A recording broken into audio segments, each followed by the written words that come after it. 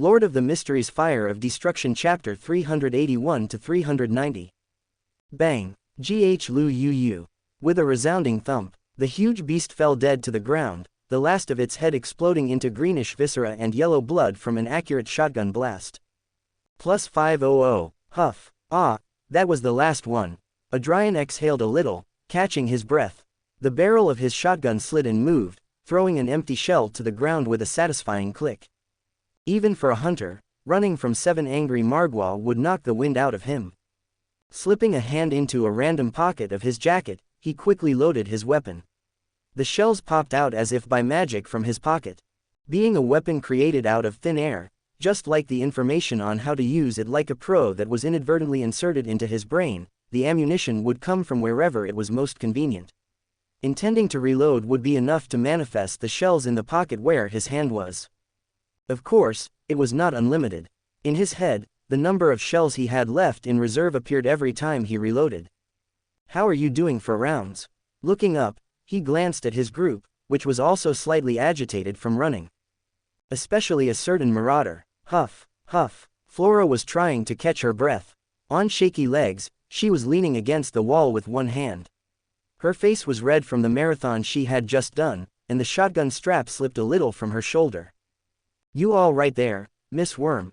I need, huff, 1 second, huff. Choking a little on her saliva, the Jacob could only cough a little. Unlike hunter and prisoner, a marauder didn't have the same physical augmentations, being practically a normal person. It also didn't help that she had never been the physical type. Laughing slightly at the airless Flora, Adrian turned to the Gothic duo. And you, pups, we're doing well, Marich replied, finishing loading his shotgun. His eyes glancing up at the sky every now and then somewhat nervously, a bit of sweat dripping from his forehead, sticking his hair to it. Sharon nodded, her breathing somewhat ragged. Next time, you two will come in hunting clothes, Adrian commented flatly, not wanting to think about how uncomfortable it was to run in heels. The women looked at him for a moment before nodding slightly. Sighing, the red-haired man throned his neck slightly and looked around at the abandoned fruit shops and the lone carriage. Having fled from the Margwa, they had returned to the junction through the door he had opened earlier. Taking several deep breaths, Flora straightened up and looked up, her eyes trembling slightly. The sky, once filled with black storm clouds, was now a malicious crimson color. Red lightning streaked across the city, striking the sea and some buildings on the shore. Among those lightning bolts, shadowy figures were illuminated, their shadows casting a gloomy fate. Colossal tentacles were moving vertically through the black clouds. She could not see it, but she could feel it beyond the red storm clouds and the burning sky. Something was approaching slowly but surely.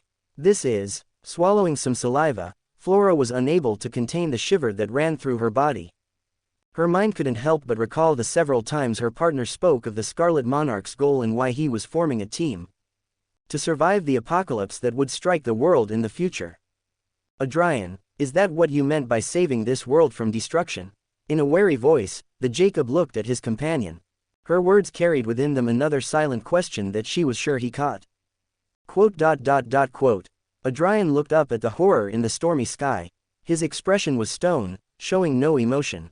He felt that his mind wanted to wander a little into the dark future of the world outside the tower, but he held his mind back, focusing on the present.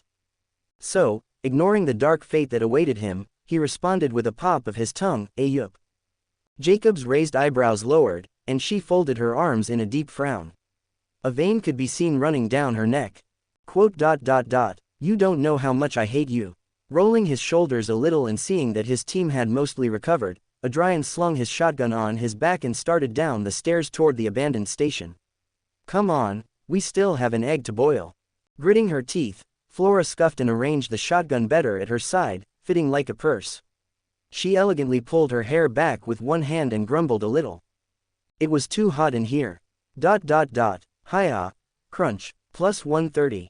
Crushing the head of the last zombie with his boot, Adrian watched as an illusory little white ball burst out of the zombie's body and bolted into his egg. A light and somewhat elegant music played through the train station. The red-haired man raised his arm and watched the red number change to a 3. With a new round starting, he turned to his team and quickly explained. To fill the egg, we must kill 10 to 12 zombies. Don't overthink it, you'll know when it's filled, so don't think about it. Just so you remember, everyone will have to fill their own eggs, we can't do it for each other. To make it faster, we will all be together for the zombies to come to us. Ads by PubFuture. Once one fills their corresponding egg, they will not kill anymore, they will stay here and help surround the zombies so that the missing ones can load their eggs faster. We should be done in 1 or 2 more rounds. Adrian finished with a short sigh. It had been a long time since he had spent time explaining something. He felt like a uni professor now. If I was a knowledge keeper, I'm sure the potion would be melting in my belly. Urghhhhh. A loud, unearthly, almost inhuman scream echoed through the train station. From the corners and dragging its way out of the ground, a zombie came out with crazy grunts and screams, and as soon as its body was released, it ran off with good speed towards them. Sighing a little, the red-haired man raised his shotgun and, without finishing exhaling all the air, pulled the trigger. Bang! Bang! Another empty shell fell into the ground, along with another headless zombie. The same small, illusory white ball bolted up to his egg, which glowed for an instant. Gong! And that would be it. Sigh. Bored and loading his shotgun, the red-haired man walked over and grabbed his egg, the tentacle wrapped around it, gracefully releasing it. Unlike before, when it was a pale rotten green, the egg now filled with zombie souls glowed a soft light blue like a precious gem. Its weight remained the same, and it now gently pulsed in his palm. Glancing at his group, who also had their own filled eggs on hand, and smelling the opportunity in the air, Adrian couldn't help but provoke with an obvious fake concern in his voice. Does this make us parents? Oh, Flora, we're not even married. What will your parents think? A delicate eyebrow quivered, and the aforementioned gave him an exasperated look. You're a child. Anyone born in this epoch would be next to you, dear Miss Worm. Such a comment caused the gothic duo to look at her, their eggs in hand. Sharon's head slightly tilted to one side, her eyes glinting slightly. You. Groaning, Flora quickly regained her control and huffed a little. Ignoring the man's bright smile and the curious, quizzical looks she was receiving, Flora looked down at her egg and could only grumble and tuck it away in a hidden pocket of her skirt. Elegance, beauty, and not to mention utility. One shouldn't expect anything less from a Jacob. Internally praising the tailor in charge of his beloved Worm's dress, the redhead and his group left the port district and returned to the train station under the junction. Walking to the altar hidden under the brick archway, Adrian took out the light blue egg and held it up. The egg began to pulse slightly as it approached a specific sword. Bringing the egg close to it, its vibration intensified, and before he could react, it escaped from his hand and embedded itself in the third sword. Symbols glowed around it. As soon as it did so, the egg began to break rapidly and then fragment. In its place was a small blue-green ball, much like an eye. With all that done, the red-haired man with a gloved hand grabbed the sword's hilt and pulled. Blurg. With a strange vomit-like regurgitation, the sword was released, revealing a white curved blade similar to a bone. It was covered with dark green goo. The blade itself burned with a delicate aqua-green flame that danced softly, giving the sensation of being on the beach at night tide. Shaking it slightly, Adrian was a little surprised to feel the power contained in the blade. 2. Mo. Bad. Blah. Mauled. Unfamiliar murmurs that seemed to come from an unknown place assaulted his ears. The voices were ghostly and gloomy, sweet but also bitter. They tempted him to listen to them, but the redhead's expressionless face remained. Thanks to the constant use of the burnt band, Adrian had a lot of experience in that. He ignored them, and after trying a few moves, he placed the bone sword on his waist by his belt. As soon as he let go of the handle, the murmurs faded completely, and the slight assault on his mind was gone as if it had never been there. Well, what do you think of the singing? Marich snorted, stowing his bone sword at his waist. It's nothing. The ever-silent Sharon stood to the side with nothing to mention, the sword at her right waist. Your voice is worse, Flora added disinterestedly, her sword hanging on her back. Snorting in amusement at her worm's comment, Adrian raised his wrist. The numbers were manifesting. Points. 5,250. Round. 6. Lowering his arm, he looked at his group. We're almost done, but before we start the final part, we'd better upgrade our weapons. Magic method, Flora questioned with a bored eyebrow. Ever since she bought a shotgun by touching a chalk drawing, she had already given up on using logic here. Ayup, Adrian nodded. He then looked at the rest. How many points do you have? Climbing the stairs to the junction, Wach looked at the weapon in his hands, somewhat dazed. All sorts of mysticism-filled symbols burned all over the body of the shotgun. Sealed by magma itself and pulsing, wishing to release the great power that filled every part of it. The name of this new weapon was whispered to him as soon as he took it back from that strange structure. Dagon's Glare. Ads by PubFuture. The weapon in his hands vibrated loudly as if it heard its name being called. Was it vital to upgrade them? Wach consulted, placing the shotgun on his back. This floor gets stranger by the second. Now we'll be facing more of those big boys quite often. We'll need the firepower. Adrian replied without looking back, his own Dagon's Glare resting on his shoulder. How many more of those guys will we have to kill? Flora consulted, walking a few steps behind him, her heels making a soft tap tap tap tap. Adrian tapped his chin for a moment, quickly adding up the remaining rituals to be done. Between 16 and 32, if we're lucky, it'll only be 23. But the way things are going, it's more likely to be 29. The group's expression immediately soured. With Flora grimacing and Wach frowning and making a tisk, Sharon's only show was an almost imperceptible tick on her eyebrow. Don't be babies. Adrian rolled his eyes slightly at his team. Finally, set foot in the junction. Approaching where they had first awakened, the redhead nodded in satisfaction as he watched as a blood-red ritualistic circle manifested on the ground, right in the middle of the junction.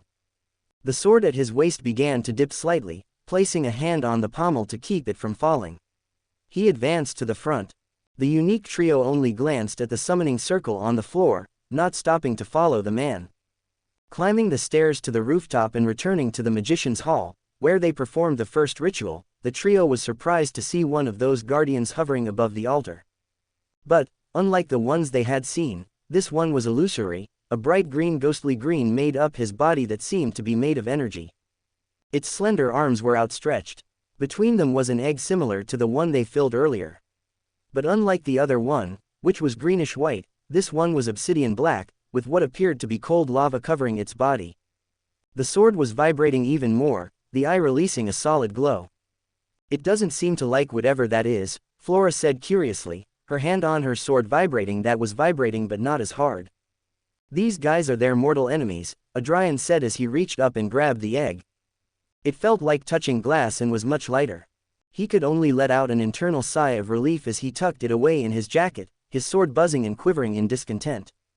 I was a little worried that we would have to go ritual by ritual proving who was who, but luckily, my theory was correct. Whoever grabbed the worm is the owner of the egg of the place. Increasing his grip on the handle, he turned his attention to Wach. You're next. The last of the fantastic guardians lowered its arms, the egg it held now in the hands of Flora, who looked at it out of curiosity for a few moments and then put it away. She approached the group by stepping down from the red podium of the theater, which looked more like a brothel cubicle. Okay, we'll make this as quick as possible, Adrian began, walking up the carpeted stairs toward the theater's exit. We're on round 6, if we do everything right, we should be done by round 14. Sure, if there are no setbacks. Leaving the theater, the group stopped a few steps from the exit. In front of the theater, just like the previous ritual sites, there was a circle made of blood, only now, it was releasing crimson ashes from all over its body. Adrian approached the circle but did not enter it but stood a few feet away from it. He pulled the egg out of his pocket, which was now emitting a bit of heat, warm to the touch. Ready. During the egg-gathering trip, he took the opportunity to explain the last parts of what they had left to do so the whole group knew what to expect. They all nodded, with their weapons raised. Sharon even moved the barrel slide. Adrian looked at her for a few moments, the image somewhat bizarre but extremely funny. His lips twitched slightly, the perfect comparison in his mind almost drawing a laugh from him. A commando Barbie, a gothic Victorian commando Barbie. Peef. He shook his head and said, Wach and I will take the right. You take the left. That said, the redhead placed a foot in the summoning circle, and as soon as his boot made contact with the blood, it flared up a bit. Reaching out, Adrian raised the obsidian egg to the middle of the ritual circle. As soon as the egg was in position, a light shot out from the center of the circle and struck the egg, suspending it in the air. The ritual circle burst into crimson flames, all its symbols burning with power. The next instant, To the right and left of the theater, 2 yellow spheres with greenish-black smoke manifested. 2 huge margwas appeared shortly thereafter. They roared into the air with their mouths open, their welcome gift ready to be delivered. With the Dagon's glare aimed at their respective targets, the group pulled the triggers. Bang, bang, bang, bang, bang, gh-lu-yu-yu. With pitiful roars, the huge beasts fell dead, the smoke that surrounded them without yet having dispersed mingled with the smoke from their bodies as they evaporated. Audrian smiled at this. One thing that was discovered quite some time after the release of Black Ops 3 was that if you had a weapon with sufficient damage and a high rate of fire, it was possible to kill the margwas without them spawning. Shotguns were the best at that, and there was no better than the KRM. Loading a shell for the shot he had fired, Audrian pulled the barrel. Let's finish this shitty floor. Welcome to Fanfic Audiobook, your go-to place for immersive audiobooks. If you enjoy the content, don't forget to like the video and subscribe to our channel for more amazing stories. 4 rounds later, Theater Altar, lowering his shotgun and spinning quickly on his axis, a powerful kick connected with the back of a zombie's neck coming at him from the side. The undead's head spun 180 degrees and fell to the ground, its glowing yellow eyes already dulled. Huff, huff, thick beads of sweat covered his forehead, his red hair sticking to it. Exhaling a little, Audrian slung the shotgun over his shoulder. Slightly out of breath, he swallowed some saliva for his dry throat. Even now, at round 10, the zombies' bodies became much harder. To hurt them, they had to use much more force than before. Around him, Wach and Sharon finished dealing with their zombies using melee, the shotgun and sword being only emergency items. Flora stayed close, being part of a pathway that didn't increase the physical aspect. She would be the one to get exhausted the fastest, so the group was careful not to overwhelm her. It's ready, the aforementioned shouted, grabbing her new sword from the Guardian's hands. Unlike the previous one, which was bone, this one was made of obsidian and burned with a soft, strong, and righteous crimson flame. In the middle of the guard, instead of the glowing eye, there was a tiny skull, very similar to the strange heads of the Guardians. If the bone sword was the sword of a demon, that obsidian sword was the sword of a demon slayer. Wach and Sharon had matching swords, the only one who still had the bone sword was Audrian. The red-haired man preferred to do it this way to save a lot of time. Seeing that almost everything was ready, the aforementioned quickly gave a powerful kick to the chest of a zombie, sending it flying against some tables. To the first ritual, Audrian ordered. The Gothic duo quickly followed. Flora jumped off the balcony and caught up with them. The group sped up the stairs and out of the theater. Their swift figures moved through the shattered streets of the square, the sky releasing constant crimson thunder that fell closer and closer to where they stood. The tentacles peeked slightly out of the storm clouds, slowly approaching the city. Moving through the narrow corridors and dodging the zombies that jumped out of the broken windows or from the rubble and dark alleys, they quickly reached the junction. Running down the initial hallway and up the stairs to the rooftop, the group returned to the magician's room. The guardian ghost once again had its arms outstretched. Audrian quickly reached into his vest and pulled out the egg. This egg, which once appeared to be obsidian, now contained magma itself. An intense glow came from it. With quick hands, he also grabbed his bone sword. Ignoring the murmurs that began to assail his mind, the red-haired man extended the objects to the spirit. The spirit made no move, but the bone sword and the magma egg flew from his gloved hands to the guardian's ghostly hands. They began to glow. In a moment, this glow intensified to just a white ball. But it disappeared in an instant.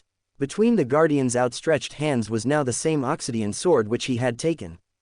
The same murmurs from before began to assail his ears, clearer and more understandable, but like the previous time he picked up the bone sword, he just ignored them.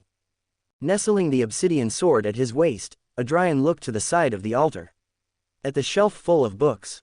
On the floor a few feet away a book had manifested itself, half open. Its yellowed blank pages called his attention. Walking quickly to it, he touched it. The pages rapidly began to fill with words, all written in black ink in a strange language that was full of mysticism. The book then rose into the air, a purplish-white smoke lifting it over a meter into the air. The final stretch had begun. Turning to his team, he barked an order, to the station. Hurrying back to the abandoned station under the junction. The trio was a bit surprised to see how, suddenly, a strange flag had manifested itself in front of the abandoned wagon. This flag was quite old and made of simple wooden sticks. It was adorned with a circle head, multiple thorns through it, and a gold plate in the middle. A dark purple cloth was over the poles that acted as arms under it. This flag was emitting a faint purplish white smoke, the same as the book in the room of the first ritual. Adrian approached the banner and grabbed it but did not lift it from the ground, his gaze focused on his team. Understanding the message, they nodded, their weapons raised and ready. First place will be Flora's. With that said, Adrian tightened his grip on the flag, separating it from the ground with a resounding gong. Hi-ah! A high-pitched scream was heard in the distance. The group quickly left the train station. No sooner had they made it to the junction than multiple small reddish, yellowish flames flared up all over the place and were growing rapidly, but a shotgun blast stopped them before they could bloom. Speeding through the streets, with more and more of these small flames appearing as the group's shots destroyed them, they finally arrived at the theater square. Next to the gloomy, moldy box, purple lightning bolts shot out of the ground, creating several arcs of pure electricity. Adrian sped this one up, his swift gait carrying him far ahead of his team. Numerous small orange flames surrounded him but were quickly destroyed by his team, who surrounded the place and began to shoot at them. Raising the flag, he stabbed it at the place where the purple lightning arcs out. Immediately, the smoke from the banner condensed into powerful pulses of energy. A few steps away from the banner, next to the stairway to the monorail, the mysterious figure manifested in the air. In one pale hand was the golden sphere, and yellow rays shot out from it. Without the flag, Adrian wasted no time in trying to draw his shotgun but instead placed his hand on the golden handle of the obsidian sword and pulled it out, the flames of the blade burning ever brighter. Squeezing the handle tightly and ignoring the murmurs that lashed his ears, Adrian launched a slash at the figure, a sickle of crimson fire following the blade's path. Clank! Scarlet's eyes widened dazedly for an instant, but reacting quickly, he stepped to the side, avoiding a deadly sickle of purple flame that cut the chariot behind him in half. Ads by PubFuture. Gritting his teeth, Adrian positioned himself before the figure, blocking his view of the flag that pulsed harder. Of course, it wouldn't be that easy. Laughing wryly, the red-haired man raised his sword and threw another slash, blocking another sickle of energy heading towards the flag. Gripping the handle of the sword tightly and feeling his brain throbbing a little, the red-haired man stood on guard, looking suspiciously at the figure hovering in the air. In its right hand rested a sword like his own, but completely black and burning with a magenta flame that occasionally gave off black lightning. Bang! Bang! The decisive shot from Dagon's glare exploded harmlessly before the greenish barrier surrounding the figure. Of course, puffing slightly, Flora took cover behind a carriage and quickly changed her position with silent movements. The figure extended the hand with the golden sphere towards the place where it was shot, and the symbols on it began to glow. Yet, before launching an attack, it raised its sword again to block a sword from the side of a Gothic Sharon. The woman held her place, the crimson flames on the sword burning brightly. The figure was about to retaliate, but its head turned to where the red-haired man was, and he had disappeared along with the flag. Looking towards the theater, it watched as a person entered with great speed through the doors, followed closely by a woman in a purple dress. Fush fush, the sound of moving air made it look up, and a crimson glow illuminated it. After using Sky Wach, Adrian fell from the sky and descended like a meteorite upon the figure, his obsidian sword burning with crimson and orange flames. Showing no alarm or emotion, the figure lowered its head and disappeared in a flash of purple. Sharon lost her balance slightly, taking advantage of her body's sway more. She spun elegantly with a backward step as Adrian spun on his axis and rolled across the floor. Lifting himself with a hand, taking advantage of the inertia, the red-haired man looked around with his sword held high, a vein throbbing in his forehead, and mighty murmurs in his ears. Blasphemer! Bastard! Blasphemer! Bastard! Sharon stood at his back, her sword also held high, but in a different posture but no less alert. A vein throbbed in her neck, but only the quivering of her brow showed. They stood like that until a resounding click sounded along with a great howl. Hoo-oh-oh! Adrian straightened slightly, put the sword away again, and wiped the blood dripping from his nose. We should be fine for now, but don't let your guard down. Understood. Putting her sword away, Sharon nodded delicately, wiping the blood from her nose. Without exchanging any more words, They quickly made their way towards the theater's entrance, where they met Marich and Flora, who were on their way out.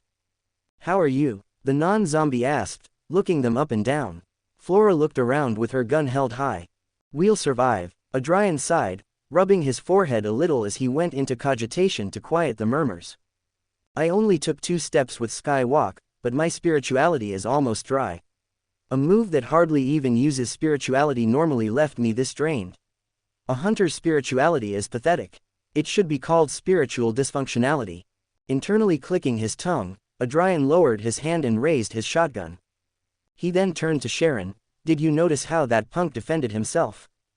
It blocked Miss Flora's shotgun blasts with a shield but decided to use its sword to block ours." The Nod Wraith responded with a slight nod of her head. It was too noticeable. While all its moves were dull and looked like it didn't treat them seriously, it always used its sword to block. "Looks like that barrier doesn't work with the sword." Flora entered the conversation, noting the obvious. "We just have to get closer then." "That won't be easy," Marich murmured slightly, but Adrian's sudden voice interrupted them. "Don't take that as a fact but an observation. That golden sphere can do many things I don't know about. Paralysis and soul absorption are the few I know it is capable of, but there are likely many, many more." His words froze the trio, who looked at them stunned. Sighing a little, the red-haired man added, "Keep this in mind. If the answer is so apparent, it's likely a trap." "Is it paranoia?" "Yes, it is, but it's best to be careful. We will face him several more times, so we can test that theory. But we'll be careful. We don't have to gamble in vain. Stay alert. He could come out at any time. We still have another 3 flags to go." Walking back to the train station, the group moved carefully. "If it can paralyze and absorb souls, why didn't you use it against the zombies and Margwas?" Flora suddenly consulted, one eyebrow raised. "That would have been very useful with rituals." Adrian replied, looking at her with a look that said, "Seriously? It's one thing to know it can do it. It's another thing to know how to do it." On the way to the train station, the team started a new round, killing the last zombie. Leaving only one alive, they returned to the station. The flag welcomed them, standing in the same place where they had found it the first time. This time the next pennant would be Sharon's, a somewhat long trip, so as soon as Adrian grabbed the flag, they sped towards the port. Arriving at the stone basin that Marich had used, electricity arcs came out of it. Ads by PubFuture. The group quickly circled the arc, firing at the tongues of flame that were appearing, giving no time to whatever was coming to appear. Without further delay, Adrian stabbed the flag at their source. There was a pulse of energy as the flag was placed, and the air seemed to cool, and the tongues of flame stopped appearing. An ominous feeling settled over everyone. Shotguns were quickly put away, and swords came out. All were wearing serious expressions. A deep familiarity rose in his chest, and Adrian clenched the handle. His memory returning to the day he lost his house.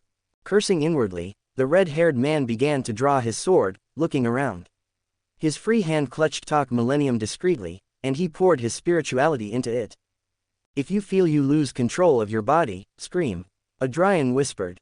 At that moment, one of the obsidian swords flared and struck the ground with power.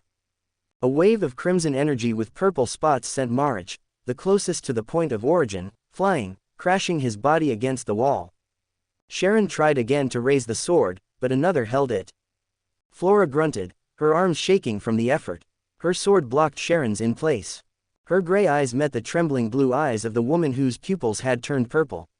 Sweat was pouring from her brow, and a pained expression adorned her face, fighting for control. "Princess, I've got her." He lunged at Sharon and knocked her to the ground, making her drop her sword. Flora stepped back and stood to protect the flag, Marich joining her with a bleeding forehead.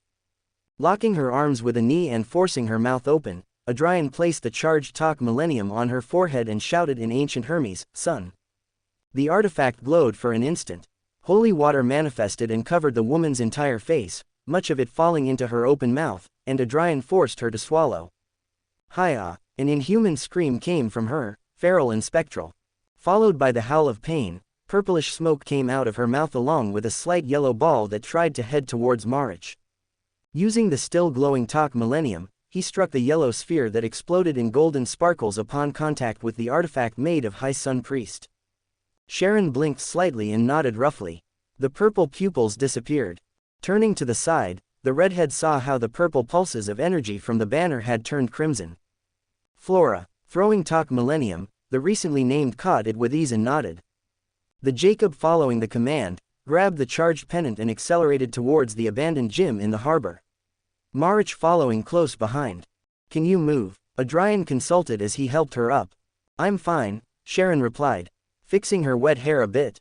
Noticing how little importance she gave to her possession, the redhead couldn't help but think, you'd think she'd be more dazed from being possessed, but it seems she herself being a wraith makes her insensitive to such things. Huo, a familiar howl sounded in the distance. Sighing slightly, he looked at Sharon. Let's go. Rejoining the duo, Flora glanced for a moment at the still wet Sharon before returning her attention to the redhead and handing the gold medal back to him. Having it back, Adrian quickly pulled 3 metal vials from his pocket and put them together, bringing Talk Millennium close to it. He formed the holy water of the sun again and filled them. Keeping one, he handed the other 2 to Marich and Flora. What do we do with this? Marich consulted, squinting his eyes before watching in a daze as the red-haired man drank the water in one gulp.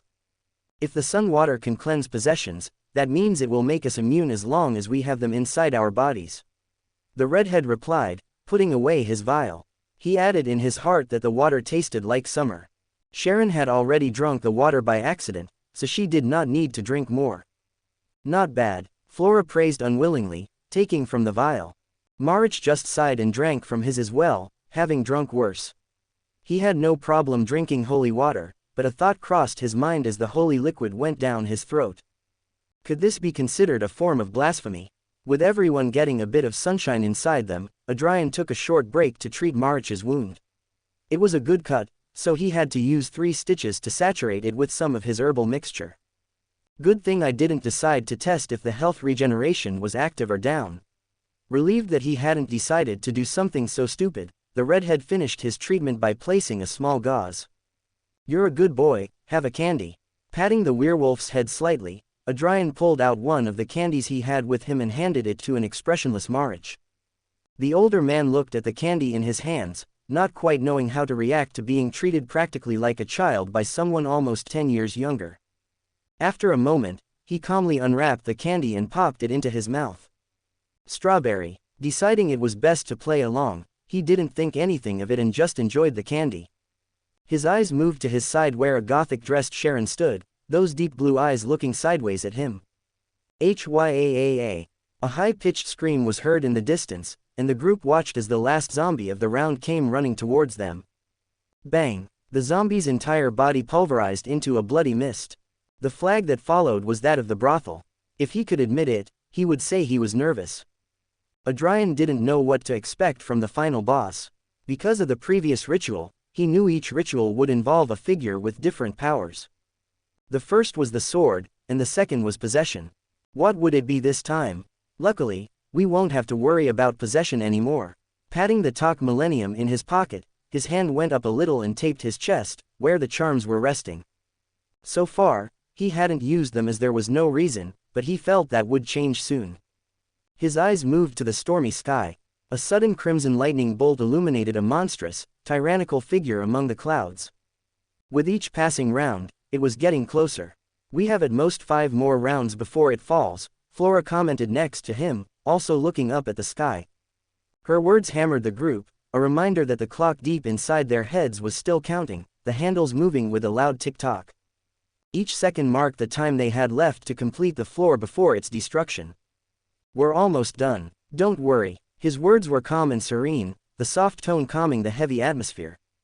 Looking off into the distance at the lone zombie crawling as best he could with both legs broken and bent at unnatural angles, Adrian checked his remaining bullets and sighed a little. If the next round isn't special, then I'll buy more bullets. I have enough points. His team had already proven they could do it, so that didn't worry him. He wasn't entirely sure there would be a special round. After all, in all these rounds, at no point did a power-up appear. Something that would have been impossible in the game, but remembering where they were, he wasn't surprised. A nuke here would have been something special to see, after all. But that the heart of the Margwa appeared gave him a little hope. The plants were about ready to be harvested after all. Their red color would soon change to purple. And he would seriously appreciate having the Apodicon servant before the final battle. A pocket black hole would always be welcome.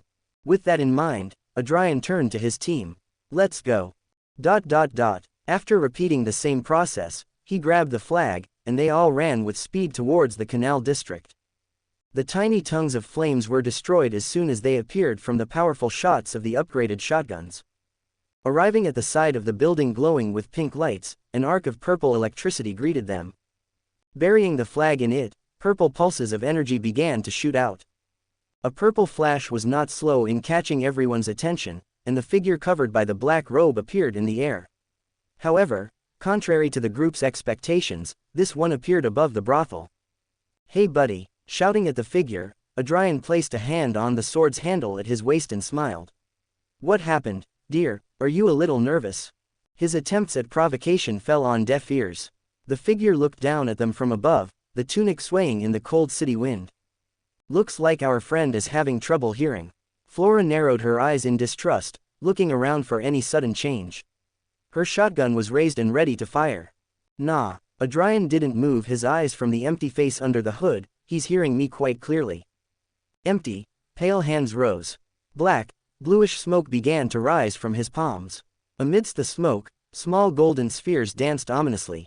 Suddenly, these balls shot out and landed on the ground in front of the brothel, fragmenting it and covering the entire front of the pink building in greenish-black smoke. Multiple familiar shadows appeared, the tentacles and giant yellow mouths of the Margwa showed through the glowing smoke. Bang, bang, bang, bang. Multiple shots from the dragon's glare roared. The Margwa couldn't even finish appearing before they died, the buckshot shattering their heads with extreme ease. The assault extinguished all the yellow heads visible in the smoke, but more appeared to replace them and were destroyed just as quickly. Stopping for a moment, Flora raised her shotgun and fired at the figure still on the roof, but the same greenish shield stopped the pellets. Clicking her tongue slightly, she lowered the gun and looked behind her at the flag that pulsed loudly. It'll be ready soon. Quickly reloading his shotgun, the redhead could only click his tongue at the continued summoning on the figure's part. If this continued, they would run out of bullets in no time, which seemed to be exactly what that wretch was looking to accomplish. Ads by PubFuture. Raising his eyes to the figure, he squinted at it, noticing how the hands were still glowing and the golden globes were still falling from them. Of course, rolling his eyes slightly, the red-haired man took advantage and, in one swift movement, pulled out a golden charm from his jacket but didn't activate it yet. Let us know as soon as it's loaded, I'll make a path. Got it. After holding the line with neither side gaining any ground, the flag finally charged fully. A crimson pulse emanated from it. Seeing that, Flora quickly shouted as she grabbed it, ready. With the signal given, Adrian quickly charged the charm in his hand and launched it into the air toward the figure at the top of the brothel. As the charm reached a considerable height and a few feet from reaching the figure, ancient Hermes echoed across the canal district, light. The multiple symbols covering the charm glowed for an instant before exploding in a blinding white light. This brilliant explosion occurred right in front of the figure. Chi-I, raising its arms to cover its face, a piercing scream erupted from it. The smoke and the little yellow spheres had disappeared from its hands. It had been stunned. Bang! A last shot was fired, but again, it was blocked by the shield. Clicking his tongue, Adrian quickly followed his team, who had already entered the brothel, up the now free stairs. He arrived just in time to see Flora nail the flag in front of the altar. A bolt of purple energy shot out from the golden plate and hit the spectral guardian directly. Huo! With the signal that this step had been performed correctly, the purple energy beam stopped, and the flag vanished like a specter. One more, and there would only be the ritual left, wouldn't it? Sharon consulted, calmly reloading her shotgun, her eyes looking at nothing but the task at hand. That's right, Adrian added, we'd better go in with all our resources at maximum. Running out of bullets down there would be an extremely uncomfortable situation. And using the sword for ranged attacks wasn't suitable either. The more they used it, the louder the mutterings and the assault on their minds would become, putting them in danger. The obsidian sword would do far more harm than good if they were not careful, making them lose control if they used it too much. Let's get through the round.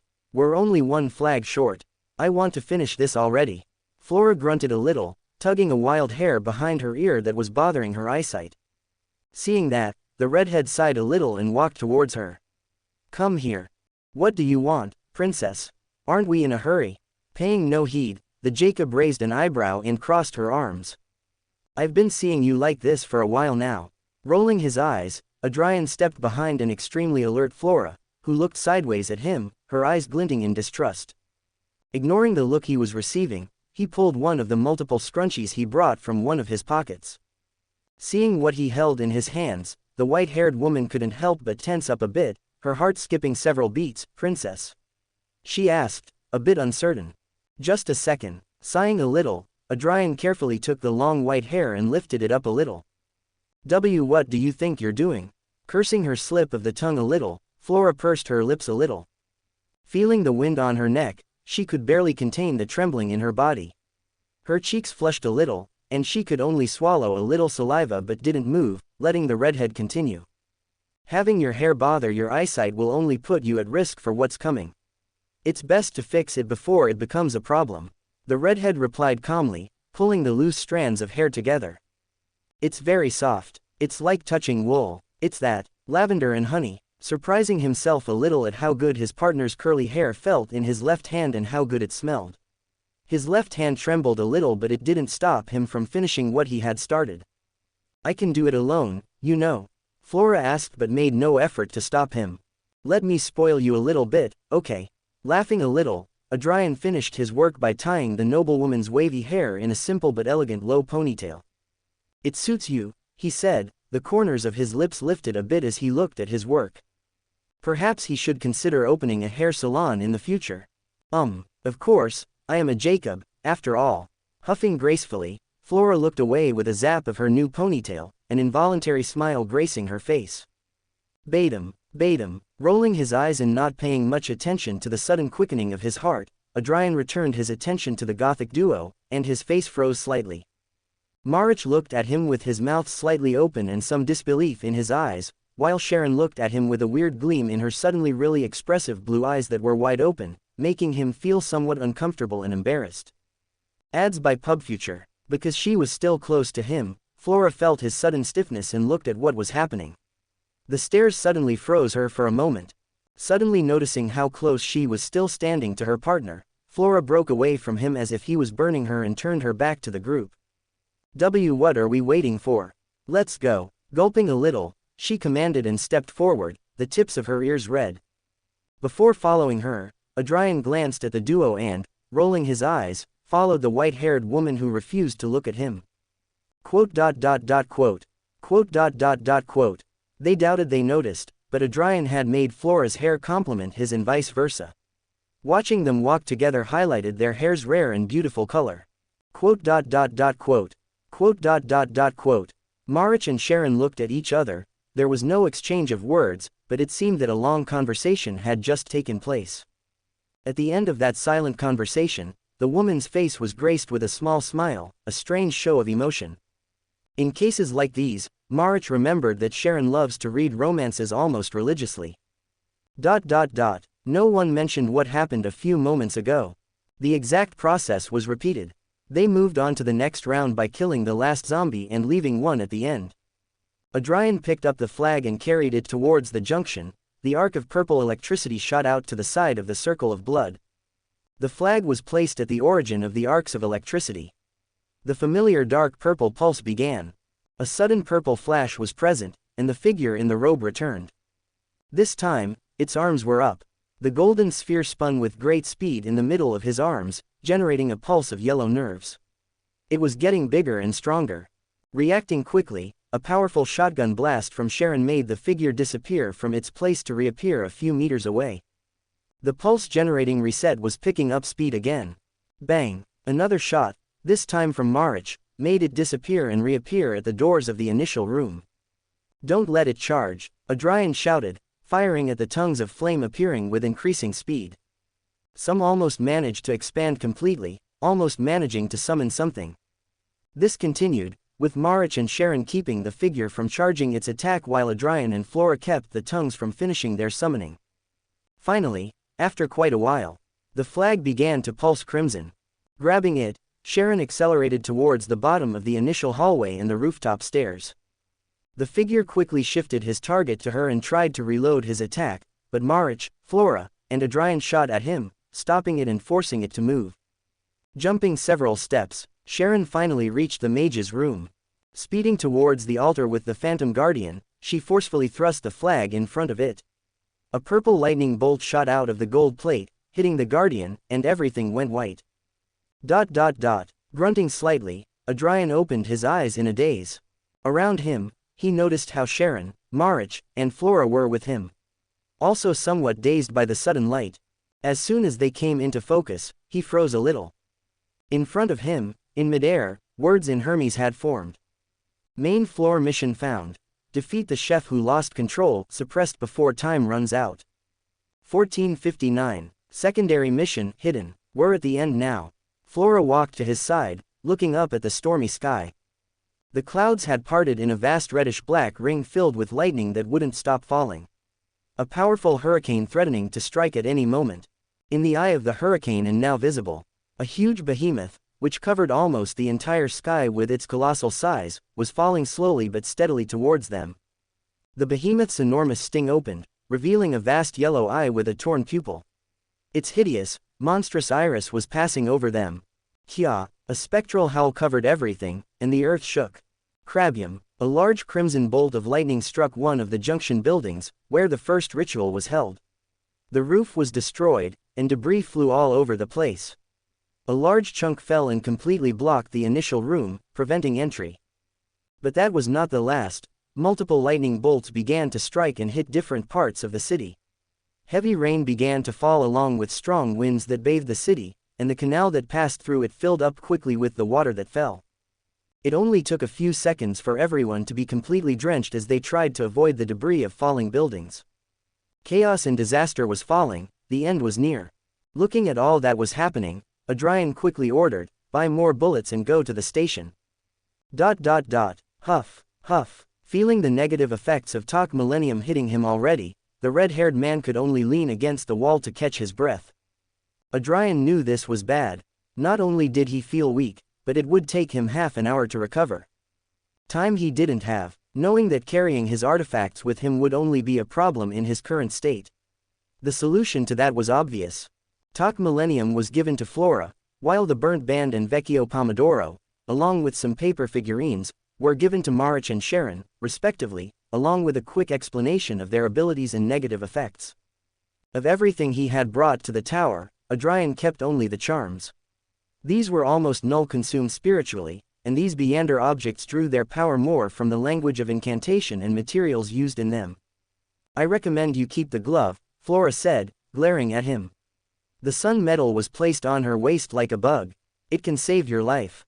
A paper figurine exchange is going to leave me without spirituality," adding that to the fact that I'll have to use the sword. "It's certain that as soon as I make an exchange, I'll lose control or won't be able to move well through the ravings." With more air in his lungs, Adrian said rosily as he straightened up. "Don't worry about me, let's focus on finishing the floor." Flora looked at him, squinting slightly before nodding. Glancing at the duo, she shook her head and turned away. Adrian inhaled about 3 more times before lifting his head and looking up. The words were still there if they looked up. Forming back up. Main floor mission found. Defeat the chef who lost control, suppressed before time runs out. 1320. Secondary mission, hidden. This isn't like what you told us we should do. Marich looked down from the mission to the redhead. It wasn't an accusation, he was pointing out something in the way it was marked. If the floor is complete just by defeating him, then all the better for us since we already know the side mission, Adrian replied with a sigh, fixing some of his hair that had blown out of place from the rain and wind. "Are you sure we can finish in time?" Marich looked at him after seeing the time left. Letting out a long, exhausted sigh, Adrian straightened up. "We can always escape if the situation gets out of control. Isn't that right, Miss Worm? Just shout, 'Exit,' in ancient Hermes, and you'll be off the floor quickly." The Jacob replied calmly, looking at the man for the 5th time. While wet and somewhat exhausted, she could also see the bright side of the rain. After all, she didn't know she needed to see the white shirt and harnesses. She wasn't worried. So far, her partner had proven with excellence that he knew the floor they were on better than many knew their own homes. At this rate, the record for the fastest completed apartment will be broken. Even she didn't manage that. Her lips lifted slightly, a discreetly proud sideways smile on her face. Her gray eyes then focused on the other side. A purple glow was coming out on the opposite side where they were, in the hole that overlooked the ancient ruined hall. The group was ready, with the maximum capacity of ammunition they could bring and the artifacts already in better hands. Walking towards the huge hole that served as the entrance, the group stood before it but did not enter. They stayed several steps behind and observed well how the interior had changed. The basin stones still bore the glowing worms, but above them now floated the guardians who, unlike the previous rituals that were only energy, were in their physical forms. The numerous cracks that covered the murals now gave off a soft crimson glow, while the huge fissure in the ground gave off a bright fiery orange, intense heat, and smoke, all accompanied by small but distinct bubbling sounds. Of course, it would be lava. Rolling his eyes at that, Adrian raised his shotgun and advanced, his team following close behind. No sooner had the last of them fully entered the room than a nearly transparent portal wall of yellowish-orange fire cut off the exit. The group took a second to examine it, the meaning was evident. There was no turning back now. Of course, it's not like they were going to turn back. Pum-pum, with the run of Sharon's dragon's glare slide, the group advanced to the stone basin on the right. Reaching the floating guardian, Adrian raised his hand. Everything had already been discussed, his group knew what they had to do in their roles. With nothing to say, his hand touched the worm under the floating guardian just as the time in the air reached 12 o'clock. Foosh, gong, a mighty wind whipped the whole place, moving the clothes and hair of those present who had to cover their faces before this sudden movement. All the guardians glowed momentarily in crimson-orange flames and then raised their arms. 4 rays of blood-red energy flowed from them and concentrated on a specific point, generating a white glow at the point of origin. Forcing the space open and accompanied by a turbulent purple flash, the chef who lost control appeared. The shield around him was now clearly visible, and the sword in his free hand burned with turquoise flames. But unlike before, the hood was down, allowing them to see his face. It was split in two, not perfect, as the human part, the left, was being consumed by the right part, a monster. One of those halves showed the face of a man with an ascended biome. His face was extremely relaxed, and with his eyes closed, he seemed to be sleeping. The other half was that of a monster, much more like the heads of the Margwas and Guardians, with greenish scaly skin full of yellowish glands that released a thick yellowish-white liquid. It had no eyes, and where the face should have been, there was only a huge toothy mouth, sharp yellowish teeth stretched across the mutated flesh without any pattern, a mess of flesh and pus. If it weren't for his other monstrous half, one could say the man was once a good-looking man. Seeing that appearance, the provoker's mouth immediately attacked. "Hey, you're more two-faced than me." Their group paid no attention but discreetly stepped aside, moving away from the man. What little was left of the eyebrow on the human face quivered. In annoyance, the chef who lost control raised the sword and brought it down with some intent as his team accelerated towards the other guards. Fian, watching as the energy sickle approached him, his eyes lit up. That attack could easily cut him in half, killing him, but he was not alarmed or frightened. He got excited. Unlike the previous times, he had reacted to his provocation this time.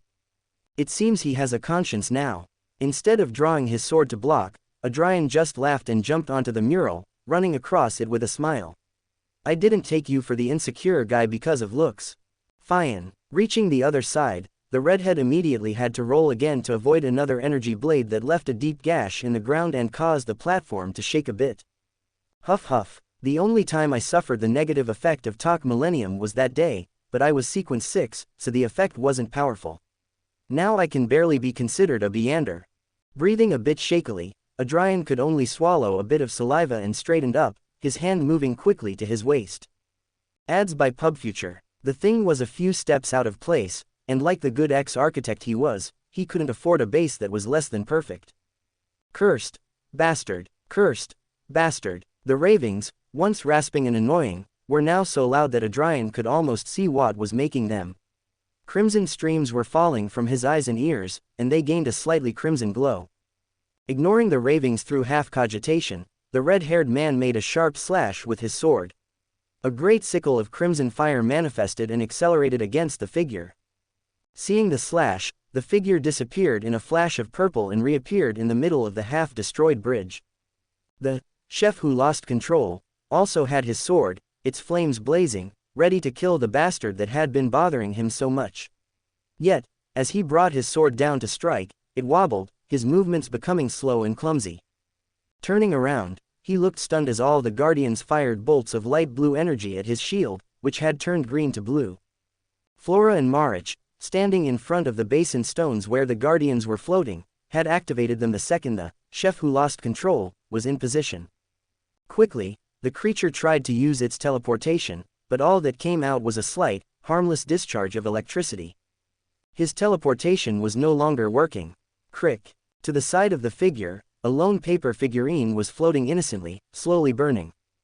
Suddenly, those flames rose up in a quick explosion, and Sharon stepped out, sword blazing in crimson flames. She tried to slash at the creature, but it barely managed to block it with his own. Then, Marich shot out from the shadows in front of the figure with his sword held high. Fian, slash. With the sword engaged, it was impossible for him to defend himself. A deep gash appeared on the chest of the chef who lost control, spurting black and yellow blood that released a sweet smell. The creature shrieked from the pain, saliva, and more of its strange blood spurting from its strange mouth that soon began to emit a strange white light. Shriek. The chef who lost control let out a horrible, high-pitched, sharp, attacking shriek that struck directly at the spirit bodies of those present. Tentacles burst out of the sleeves of his robe and tried to grab the stunned Marich and Sharon. The no-zombie disappeared into the shadows before being grabbed and reappearing a few feet behind. The tentacles managed to grab Sharon, wrapping themselves around her neck. Straining, the woman's neck bent unnaturally, but contrary to the sonorous crack of a broken neck, instead, there was the sound of paper being torn. The trapped Sharon quickly thinned and shrank to a paper figurine. A few feet away from Marich, the gothic-dressed Sharon reappeared. Her brow furrowed deeply. Frowning and with a vein throbbing in her neck, Flora focused on her target and poured spirituality into the metal at her waist. Balls of golden fire manifested at her side, lunging towards the creature still blocked by Marich and Sharon, who, despite being at the forefront of the attack, never backed off. Small purple discharges came out of the figure's body, but its teleportation still could not be used. The golden fire hit its back, sending it flying towards the gothic duo. Despite being stunned, Marich and Sharon did their part and kicked the creature towards the altar, but a few meters away, it hovered in the air. Suddenly, and leaping from the side, with bleeding eyes and ears, Adrian jumped up and gave the figure a roundhouse kick with all his might, causing the last few meters to be cut short, and the chef who lost control was left on top of the altar. The symbols on the golden sphere floating at the creature's side glowed and opened. With a shriek, all the creature's limbs froze, all movement impossible. Everything seemed to stop. With the roar of thunder, the creature was frozen in midair. The sword in its hand fragmented and turned to ash, spinning around it. The same happened with the rest of the swords. They were all fragmented and broke, turning to ash that joined the altar. Crabium, with the thunder signaling the end, the chef who lost control exploded into a glowing black and yellow mist. This mist concentrated on one point, and with a resounding explosion, the golden sphere reformed. It then disappeared in a flash of crimson. Huff, huff. Dropping to one knee, Adrian coughed a little. How, huff. Are you guys, huff? Better than you look, Flora commented, shaking her head and standing beside him. Can you walk? Practically savoring the joy of his situation, Adrian laughed ungraciously and then looked at her in exasperation. Just help me, will you? Main floor mission. Defeat the chef who lost control, suppressed before time runs out. Completed. Secondary mission, hidden. The main floor mission has been completed. Is possible to leave the floor. The next time you visit the tower, the doors of the second floor will be open to be challenged. As soon as those words were formed, a sudden wind swept over them, and as soon as it was gone, it was gone. Adrian blinked twice before smiling, all weariness leaving his face. He raised his right arm and clenched his fist. The whole arm was covered in orange flames. They burned with excitement and illuminated his face. Now, he was a pyromaniac. How I missed that. With a thought, the flames went out, and he looked at his group with a smile. Marich had finished removing the bandage he had put on his head. The cut that was once there was now completely healed, and there was no scar. Shall we go out now? He asked. The redhead shook his head. We're still missing one thing. You know what the hidden mission is? Flora raised an eyebrow as she tossed the medallion back to the man. Being a cryptologist now, her earlier weariness and the ravings that assailed her mind were gone. One advantage of this sequence was the augmentation against things that would naturally come from deciphering hidden knowledge. I have a few ideas, Adrian said. Then let's hurry. Flora looked up. We're running out of time. Even after defeating the chef who lost control, and supposedly completing the floor. Time had continued to run out. 7:40, 7:39, 7:38, ... Crabium, the last step had been completed. The group was now under the road links that connected the various districts of this city. The lightning strikes were now relentlessly lashing the city, and the rain had stopped. That did not mean it was all over. Only that they were now in the eye of the hurricane. Above it all, the behemoth, with its gigantic size, was still descending. It could easily devour the city in one bite. A lone figure hovered in front of it all, a guardian in the middle of the junction. In his hand floated the golden sphere, but unlike before, the symbols glowed crimson. The guardian descended and extended his hand to the front, the intention clear. Ads by PubFuture. The secret mission is just to take back the orb, Flora murmured, watching everything, her brow furrowed in doubt at the red-haired man. There was no way it was that easy. Sharon and Marich looked around, their weapons held high at anything that might come out. It had been a while since more zombies or margwas appeared, so they were on high alert. Adrian, without much thought, extended his hand to the right, and a stream of fire was shot out. The next second, a fissure formed in the air next to the Guardian, which proceeded to open, creating the same star portal. From it, a man emerged. This man wore a white shirt with some blood stains and a brown vest. He carried a stylish mustache and looked elegant. This same man was already a few steps away from grabbing the sphere when the stream of fire hit him directly in the chest, sending him flying. Org, don't let him move, Adrian said calmly as he grabbed the golden sphere from the Guardian. He had greatly diminished the power of his attack only to incapacitate. His group just nodded and raised their weapons. The man held a hand to his burned chest with an expression of pain and disbelief. What the? Dr. Richtofen, if it were any other situation, I would ask for an autograph, but this is a somewhat special situation, don't you think? The man, now identified as Richtofen, looked up. His clear eyes looked at the young man before him, and his eyebrows raised. You're not the one who should be here. No, that doesn't matter now. The doctor shook his head energetically as he raised a hand toward him. You know who I am, and since you haven't killed me, you must know the importance of what I'm doing. I do. Adrian nodded. The man's eyes lit up in relief. Then hand me the summoning key. We don't have time to waste, the universe. I'm sorry, doctor, but I can't do that. At least, not yet. You insolent brat, do you have any idea what's at stake? Richtofen tried to get up, but the significant burns on his chest forced him to the ground. I wouldn't do that if I were you, Doc. You know better than I do. You'll only make your condition worse. Giving him one last look, Adrian walked past the wounded man. I don't have time for this. You know what's at stake. Richtofen howled in fury, his tidy hair now a mess. The red-haired man didn't respond immediately, he just looked up. A small smile graced his lips. Nah, I reckon I do have time. 5:50, what are you talking about? The group looked uncertainly at the conversation between the leader and the man with the strange accent. They did not understand what they were talking about but did not intervene other than to make sure the latter didn't move. Reaching the middle of the junction, Adrian looked up towards the colossal behemoth, which was falling faster and faster. This world can still be saved. I can't let you take that one chance before you accomplish that. In a calm voice, the red-haired man raised his hand with the summoning key to the sky. The crimson symbols glowed, and the sphere left his hand, beginning to float and spin with great speed.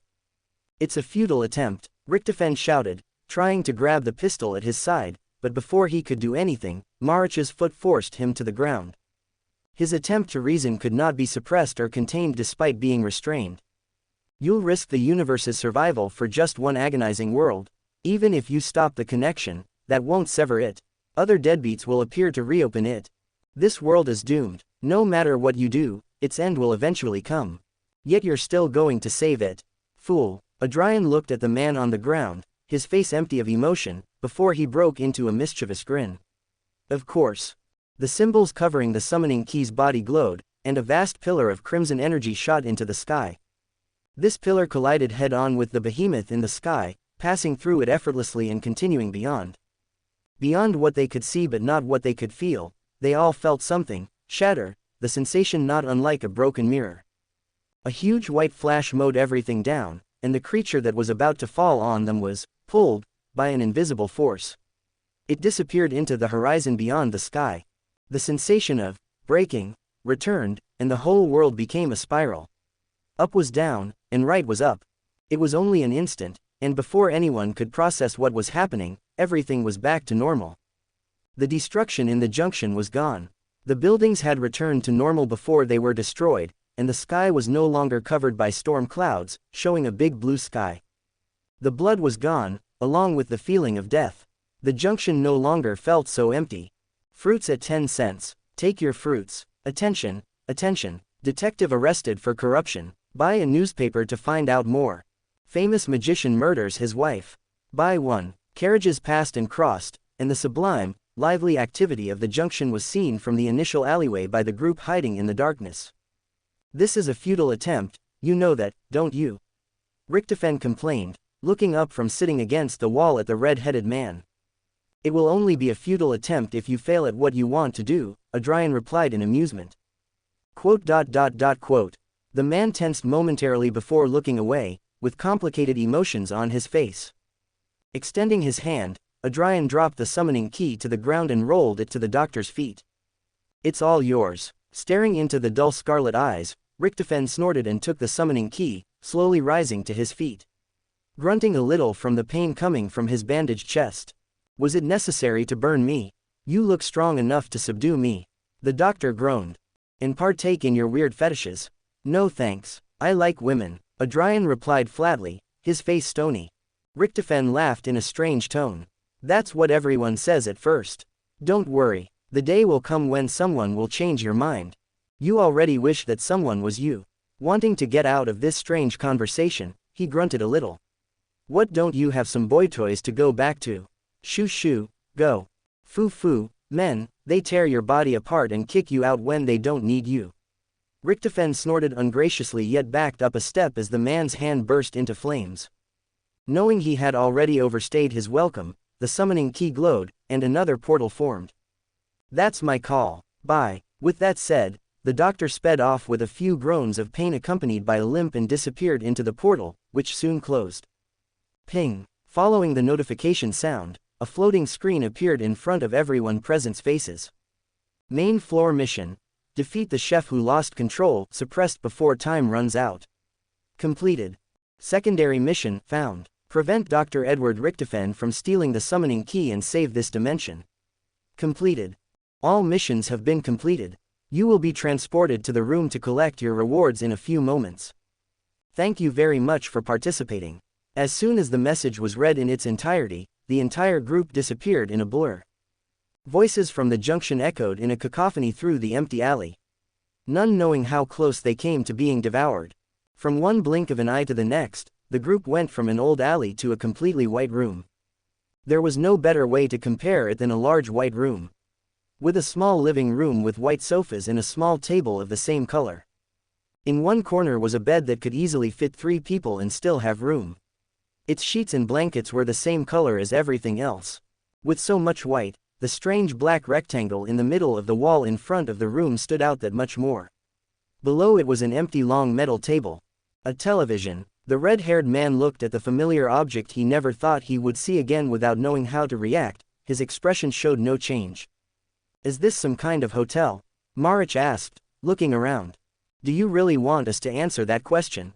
Adrian walked over to the couch and sat down, placing an ankle on his knee and resting his cheek on his knuckles. Out of curiosity, he taped over the place where he had kept Margwa's heart, but it was now empty. Marich's lips trembled slightly, and the trembling intensified as he noticed Sharon looking at him from the side. Closing her eyes, the goth walked over to the sofa and sat gracefully on the one-seat couch. Flora, for her part, looked around with a sideways smile. The redhead could easily notice the pride welling up in her, and he could only roll his eyes in amusement. As that happened, the screen suddenly lit up, and Hermes began to be written live. Congratulations on completing the first floor. The letters were the color of a rainbow. At the bottom, a happy face with a little hat and a whistle appeared. You are now in the room, where you will always stop when you complete a floor and where the door to the next floor will be. A small click sounded, and a few meters from the screen, a door manifested in the middle of the wall. It had the number 1 in Hermes shining like stars. You can always go back to complete the floor if you want to receive different rewards or if you would like to try another challenge of the same level. Another click sounded, and a new door appeared a few steps away from the other one, but it did not have a number on it. The door that just appeared will take you to the second floor. It will only activate the next time you return to the room, and you can challenge it.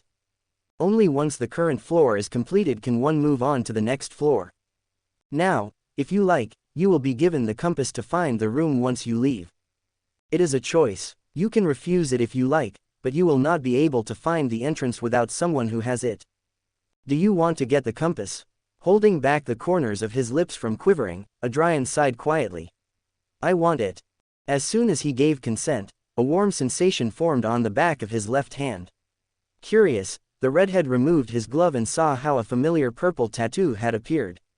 Numerous runes and symbols were interconnected in a shifting pattern, indecipherable, and constantly changing. The language of these was utterly unknown to him, and yet it seemed to change to a different one so fast that it made him dizzy within seconds of seeing it. But, despite that, the information of what he had seen had implanted itself in his brain. Rubbing his forehead with 2 fingers, Adrian grunted a little. November 18th. Shaking his head, he looked up, and the screen continued to type. Returning to the successful completion of the first floor. Congratulations, you have broken the record for the fastest completion. Confetti fell on the screen, and the words constantly changed colors to rainbow colors, a grand celebration, and praise. Please write down your names so we can put them on the list. Of course, you can also use a nickname if you think it's better. Suddenly, a transparent blue screen appeared before them, except for Flora. A keyboard. It looks like the creator of this tower was a PC fan. Sighing a little, the red-haired man looked at the various letters of the Hermes alphabet in somewhat deep thought. Placing his name was out of the question. As soon as he finished this round, everyone would know he was climbing the tower, no one needed to know what floor he was on. The decision then was obvious, a nickname. But the question was, which one? For a moment, Adrian considered placing a certain Russian weapon, but after thinking it over, he only denied it with a chuckle. If I used that, it would just be a simple anagram that was quickly discovered. Using AK-47 as a nickname might be fun, but come on. It's so obvious. Remembering what he was doing in the mission he had been given, enlightenment fell upon him. If he was climbing the tower, wouldn't it be fitting to connect to that? With that in mind, his finger quickly typed in his nickname, which he would henceforth be known in the tower. Finally, his finger pressed the large confirm button, and the keypad disappeared, replaced by a simple sentence. Welcome, Ascender Stark. If I've already chosen to be a billionaire, why not finish off and take the other one? Laughing a little, the screen disappeared, like Marich's and Sharon's. The blue screen changed, and a huge list appeared. The people had different names but shared the same number at the top, A1. At the end of each was a time. The list glowed momentarily before changing, and 4 names were added in a row to present a group, all at the top. 1 Ascender Stark, Dark Doll, Malicious Eye, and Savior of the J 30 minutes and 40 seconds. Inevitably, several eyes moved toward a confident white-haired woman who had suddenly found the empty wall to her left exciting and wasn't looking at them. And then you complain about my way of naming things, Adrian said blankly. Ads by PubFuture. Those were other times when I was immature. And has that changed? Finally, Flora turned and looked at him, her eyes deep and charged, yes. Quote. His eyebrows raised slightly, and the redhead raised his arms in surrender. You got me there, girl. As if tired of being ignored, the screen glowed a little brighter, drawing attention to itself again. The reward will now be delivered. It will be adjusted as the secondary mission was found and completed. As soon as that was finished being said, a small flash formed in front of everyone present, who now had a small table with a silver tray in front of them. On top of his tray, Adrian looked somewhat lost at the objects on it, which ranged from a few stones to a yellowish piece of paper and an old book with a grape leather cover. The first stone was dark brown, much like dried blood, and its surface appeared to have multiple mouths whispering incessantly. The second stone was very different from the previous one. This one was utterly transparent and similar to amber. In its interior, multiple sentences in other languages were moving. Adrian looked at these objects, somewhat stunned. The information about each was revealed in simple name holders with their names written in Hermes. Listener for the first stone and Scrolls Professor for the second. These are characteristics. Sequence 8 and Sequence 6. The red-haired man found himself a bit stunned, not having expected this. Surely these characteristics belong to the Beyonders who failed to climb the tower. Shaking his head slightly, he looked at the paper to the side, an idea already forming in his mind of what it might be. Grabbing it, he read it. As usual, it was all written in Hermes. Less than greater than. Conspirator's potion formula. Main ingredients: a black hunting spider's composite eye and a sphinx's brain. Supplementary ingredients: 1 black hunting spider's poison gland, 80 milliliters of sphinx blood, 10 grams of amber powder, 2 white oak fruits. Less than greater than. Quote. Adrian took a moment to read the paper. After 15 seconds without moving or saying anything, he carefully folded it and put it in his vest pocket. That done, the red-haired man brought a hand to his forehead and began to massage it. Right now, he wished he could feel his right hand to clench his fist in anger. This would have been extremely useful 2 weeks ago when he had to die and cook his organs to advance to Sequence 6. A long sigh left his lips, and he went into a small cogitation to calm himself. It's over, it's over. Oh ho ho, he planned to take revenge on his closet after all this. Putting this episode aside but planning to watch it later, the red-haired man grabbed the last item on the tray. The leather-bound book. Despite its aged appearance, the texture was quite detailed and felt pleasing. The grape color only added to the overall elegance. It didn't have a title, so he could just open it and see what it was about. While he would usually take this kind of suspicious book to the City of Calamities to read it more safely, he could take a chance that the tower's security would not fail here. With that in mind, he opened the book to the cover. An elegant title written in Hermes, beautifully lettered in black ink, welcomed him along with the soft scent of roses. Less than greater than. Divination, Protection, and Curses Through Mirrors. Written by S.B. in the year 1090 of the 5th epoch. Less than greater than. This. Adrian looked at the title in surprise. A book about divination, something that, despite his considerable knowledge of rituals, was something he was still far behind. Divination through mirrors. That's the way witches use it. This book was written by one. That would explain the smell of roses and the exquisite handwriting. When I master this book, I am sure I will be able better to use the power of the City of Calamities. That part about curses through mirrors is exciting. Nodding slightly, the red-haired man noted an appointment with this book later. As he closed the book with a plop and put it away in his jacket, Adrian felt extremely satisfied. The rewards were undoubtedly valuable. In his opinion, the best was the book, followed by the characteristics and formula. He didn't take long to pack them all in containers and put them in his jacket. After doing all that, he told the rest what he had obtained and asked about their gains. Magician's potion formula, a pair of eyes from a psychiatrist, and some mystical ingredients, Flora commented, holding up a vial with the aforementioned eyes and a piece of paper. She looked at the vial in her hands before tossing it to him. Here, you can use it as a replacement for the dragon mirror eyes for that brat. Catching the vial, the redhead looked at its contents momentarily before putting it away. Thanks. Marich held up a piece of paper and a book. Devil's Potion Formula and a book on different methods of torture. Ads by PubFuture. The redhead paused for a moment before nodding. We can use the book. What would you like to do with the formula? Marich sprouted his fingers and burned the paper with his spirituality. Then he looked at the rest and said, the fewer devils in the world, the better. Well said. His eyes then fell on Sharon, who held up a blackish, burnt book with both hands. The characteristics of a midnight poet, its formula and a book on various ways to prepare talismans of medium-high level. Adrian whistled slightly, his eyebrows raised in appreciation. The profits had been highly juicy. From the looks of it, it's much better to complete the tower in a group than alone. Not only is the reward much more significant, but it's much safer. Provided there is trust, of course. Otherwise, once outside the tower, one would have to watch their back. Could that be a way of spreading knowledge about the tower? That way, more people come and try to climb it. Of course, the red-haired man wasn't taking the gains now as the common one.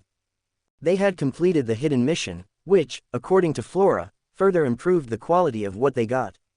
Also, patting the various containers on his chest, Adrian frowned slightly. Everything they had gained benefited them in one way or another, either themselves or people they knew. It seems the tower has a certain way of seeing information about a person. And it seems that consent is once again affecting. The tower could read information about him despite Hunter's halo being there. He was sure of that because of the listener's characteristics. Until now, he had never told any living being that he planned for Serena to take that path. Putting aside the issue of his consent, the red-haired man returned to the bounties. Would you like to leave them with me? Sharon nodded, please. With more things to take to his calamity closet, the group finally had everything to leave. What the white-haired woman said in ancient Hermes settled the question of how. Exit. The table under the screen disappeared, and a white door appeared. This one was huge, easily fitting all four of them through simultaneously. The screen lit up, and the words exit were written on it. Once we get outside, I want to talk to you two for a while. You don't have anything to do today, do you? Adrian said, looking at the Gothic duo, who shook their heads. They walked calmly to the door and opened it, the same darkness that strange hallway greeted them. They had stepped into that darkness when Adrian was suddenly pulled back with force, tripping him. By mere reflex, he twisted his body and fell over the one who had pulled him. Thump! His hands broke his fall, placed on either side of the head of a stunned Flora whose face was inches away from him. For a moment, their breaths mingled, and the redhead couldn't help but laugh a little. His cheeks slightly reddened. Wow, Flora, don't you think it's a little fast for this? Get off me. Instead of answering his question, Flora demanded, her body frozen and her eyes twitching slightly. This hadn't been part of the plan.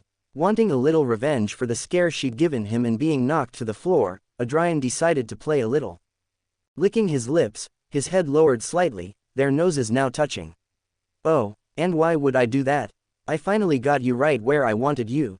Flora began to tremble, her eyes moving side to side in alarm. Princess. Chuckling a little, the red-haired man touched the woman's neck and softly sniffed, smiling at the lavender. We're alone now. Why don't we make up for some lost time? Wait. Her complaint died in an embarrassed moan, with her eyes widening in shock as she felt her neck being gently kissed.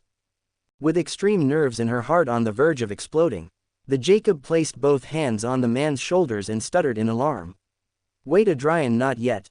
Okay. With that simple reply, the red-haired man jumped to his feet, leaving a highly shaken Flora in shock. What? Stunned, the Jacob looked up and watched as a blushing Adrian winked at her. I'm a Noah's no advocate, so when you're ready, let me know. I promise you a good time. Flora blinked a little confused, before a vein exploded in her forehead and neck. That was too much, even for you. Playing like that with a lady, where's your education? She had never felt so humiliated. Adrian smiled gracefully and bowed softly, extending a hand to the woman. It would only be a game if I planned to stop, my dear worm. The woman's mouth hung. Her face went from glowing red with fury to red with embarrassment. You want to say? His smile grew a little, turning flirtatious.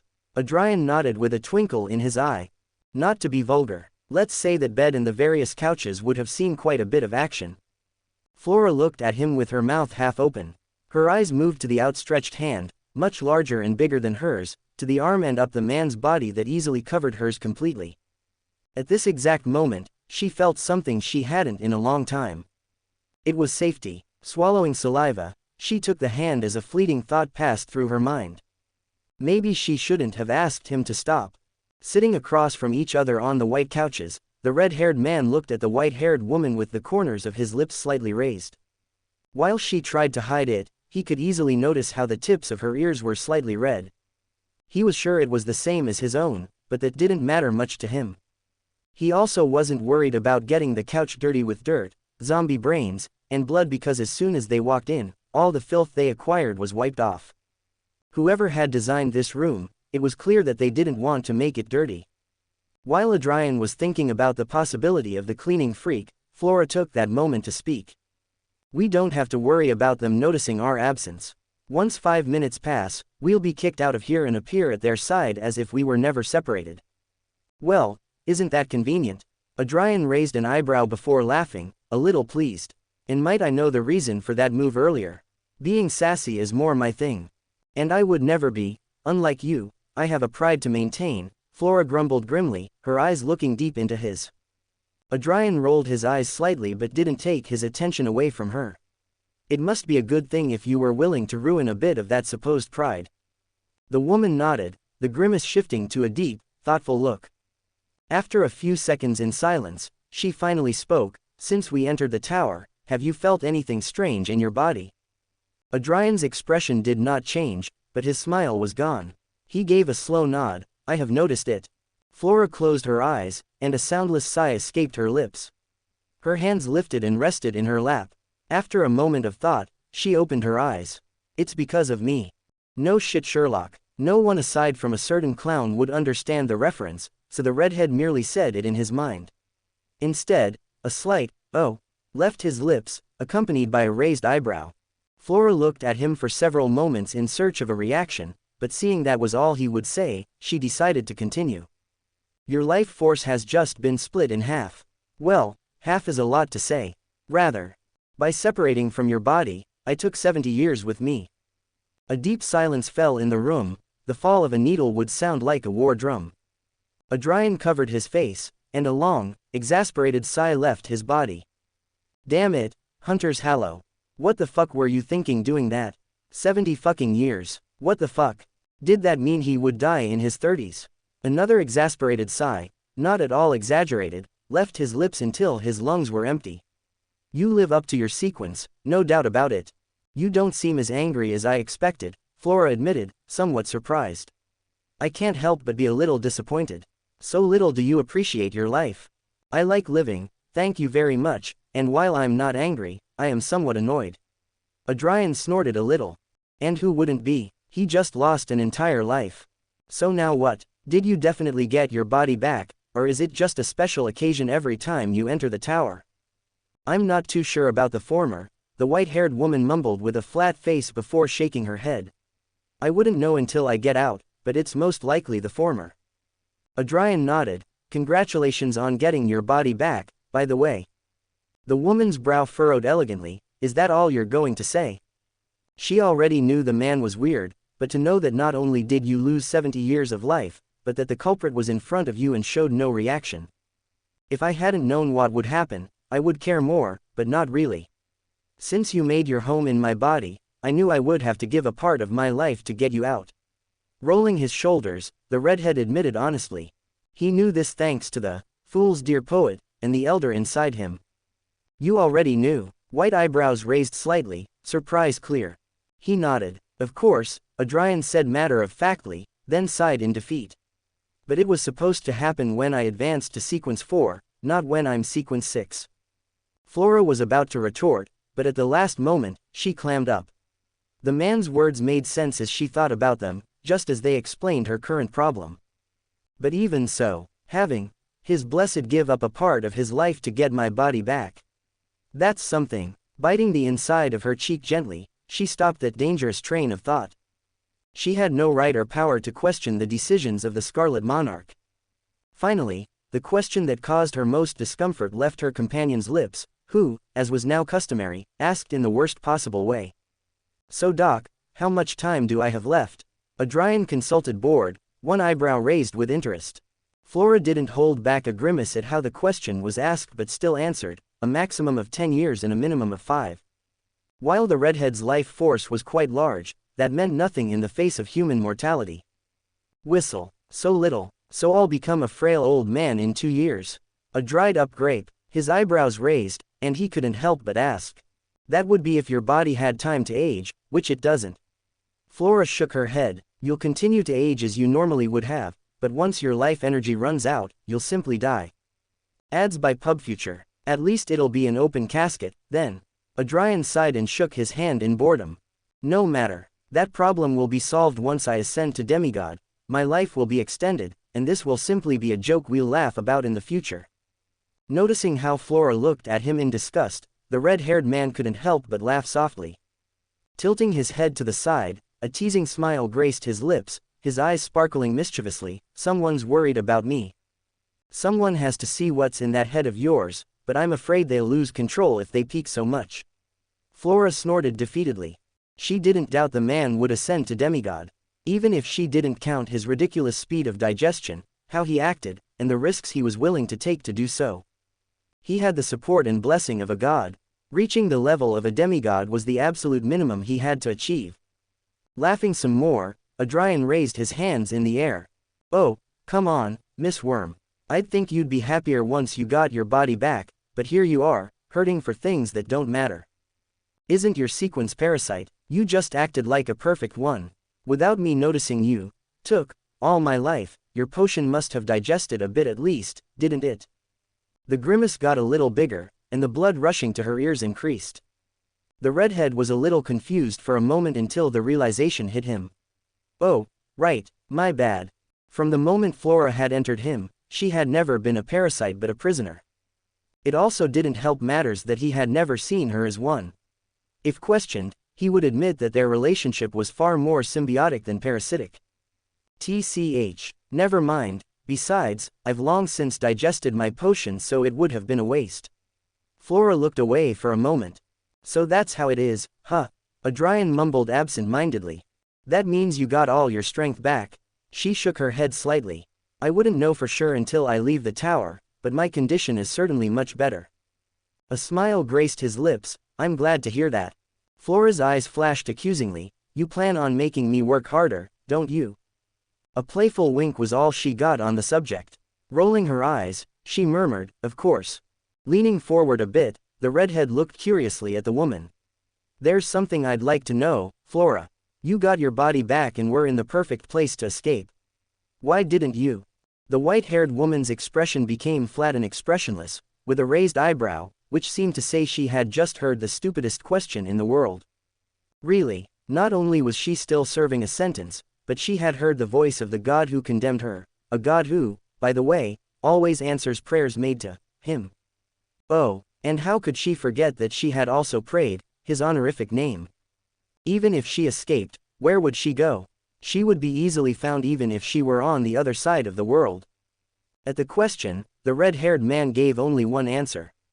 Ayup, with the flick of his tongue and a mischievous smile. Quote. For 15 seconds, they stared into each other's eyes in awkward silence. Rolling his eyes, Adrian stood up from his couch and stretched a bit, his back thundering with several satisfying cracks. I think we had a good time here, don't you think, Miss Worm? Let's get back now. Flora nodded and gracefully rose from her seat and walked over to him. Before walking through the door to the exit, the redhead bent down slightly and whispered into the white-haired woman's left ear. Maybe you want to raise the collar of your dress a little more. Confused, Flora didn't understand what the man was referring to. Turning to look at him, she immediately noticed his sweet smile and his eyes on her neck. Realization hit her, and her mouth hung open a bit. You didn't, she murmured incredulously, her cheeks warming. Quickly, she approached the white wall. Its material was similar to ceramic and was so clean and shiny that she could use it as a mirror. Tilting her head slightly, Flora pushed her hair aside with trembling fingers, and her pupils shrank upon seeing the red mark on her neck. Right where Adrian had kissed her. That jerk had left a hickey on her. So fast that it almost tore her dress. Jacob lifted the dress collar and covered her neck as best as possible. Ads by PubFuture. With cold, shining eyes, she turned to look at the man. You have no shame. I regret nothing. Adrian laughed a little. Flora's eyebrow twitched briefly, and a fire burned in her heart. This wasn't going to stay like this. So, quickly walking beside the man, looking at her amused, she stood before him. Oh, Adrian looked at her playfully. The height difference was considerable. He measured 1.88 and she only 1.70, so she decisively grabbed the man's collar and pulled it down. Wow, it is not necessary to resort to. Adrian was surprised by this, but before he could ask what was happening, soft lips connected with his neck. His body froze, and his mind short-circuited. After long 7 seconds, a red-faced Flora separated from him with a smile that mixed pride and embarrassment. "We're even." With that said, and without letting go, she walked through the door, pulling him along.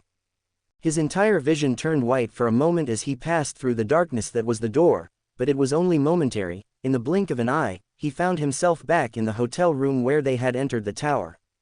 To his right was Flora, while Sharon and Marich were a few steps ahead. Sitting on a simple wooden chair was Euron, who looked somewhat bewildered as he watched them, holding a brown-covered book and a steaming cup of tea in his hands. "That was quick," the wise owl admitted, putting down the book he was reading and standing up. "Congratulations, I didn't expect you to finish the floor so quickly." The man's gaze passed over each one until it stopped at Azrian, his words dying as he looked at his neck. An eyebrow was raised. "It looks like it was a rather special floor, huh?" Euron said. Sharon and Marich also turned to look at each other, and inevitably, their gazes fell on the duo.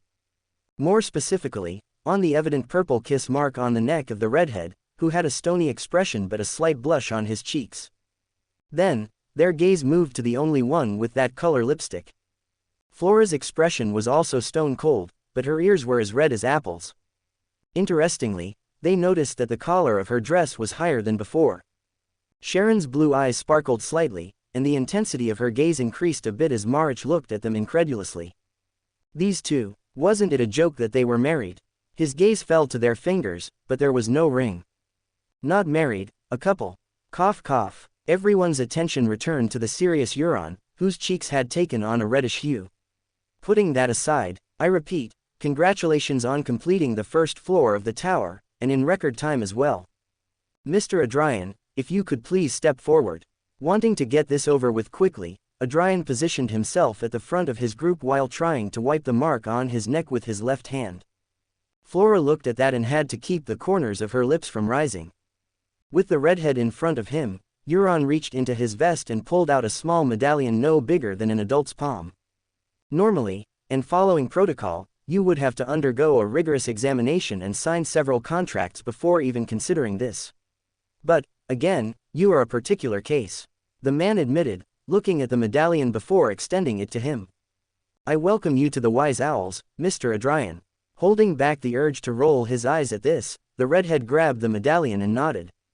"Thank you, I think," he said while examining the object in his hands, ignoring how the dark-haired man's eyebrow twitched. Now that Adrian looked at it more closely, it seemed more like a plaque similar to a book than a medallion. It was made of pure brass and had a small owl engraved. The owl's wings covered its snout but left its eyes free, which seemed to contain immense knowledge. Behind the owl, illuminated by it, was the omniscient eye on an open book, the symbol of the Church of the God of Knowledge and Wisdom. Euron closed his eyes for a moment before nodding. "We will contact you to assist on some important missions, but that will not be your primary job. Your main mission will be to climb the tower. Many are interested in reaching the top. Can I ask why?" Adrian responded while putting the badge in his pocket. Euron looked at him in silence for 2 seconds. "Just focus on doing what you're told, Mr. Adrian. Before finishing this, while you are already a wise owl along with your team, you will be the one who bears all the responsibility if anyone commits a crime. Don't forget it." The superior then turned to look at Flora. "We will make some documents for your new identity, Mrs. Flora. You should receive them this Sunday." "Understood." The white-haired woman nodded elegantly. Euron looked at the rest. "I didn't plan for you to finish the floor so quickly, and I still have several business matters to attend to. You are free. You can leave." Adrian did not immediately heed what the man said but instead prepared another altar and stored everything they had obtained in the tower in the City of Calamities. Taking advantage of it, he also took out creeping hunger and changed his appearance.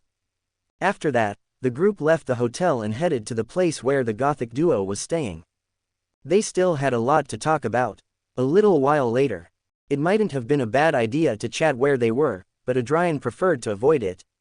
Given the way Euron had moved around the place and no one had said anything to him, that building could be considered property of the church.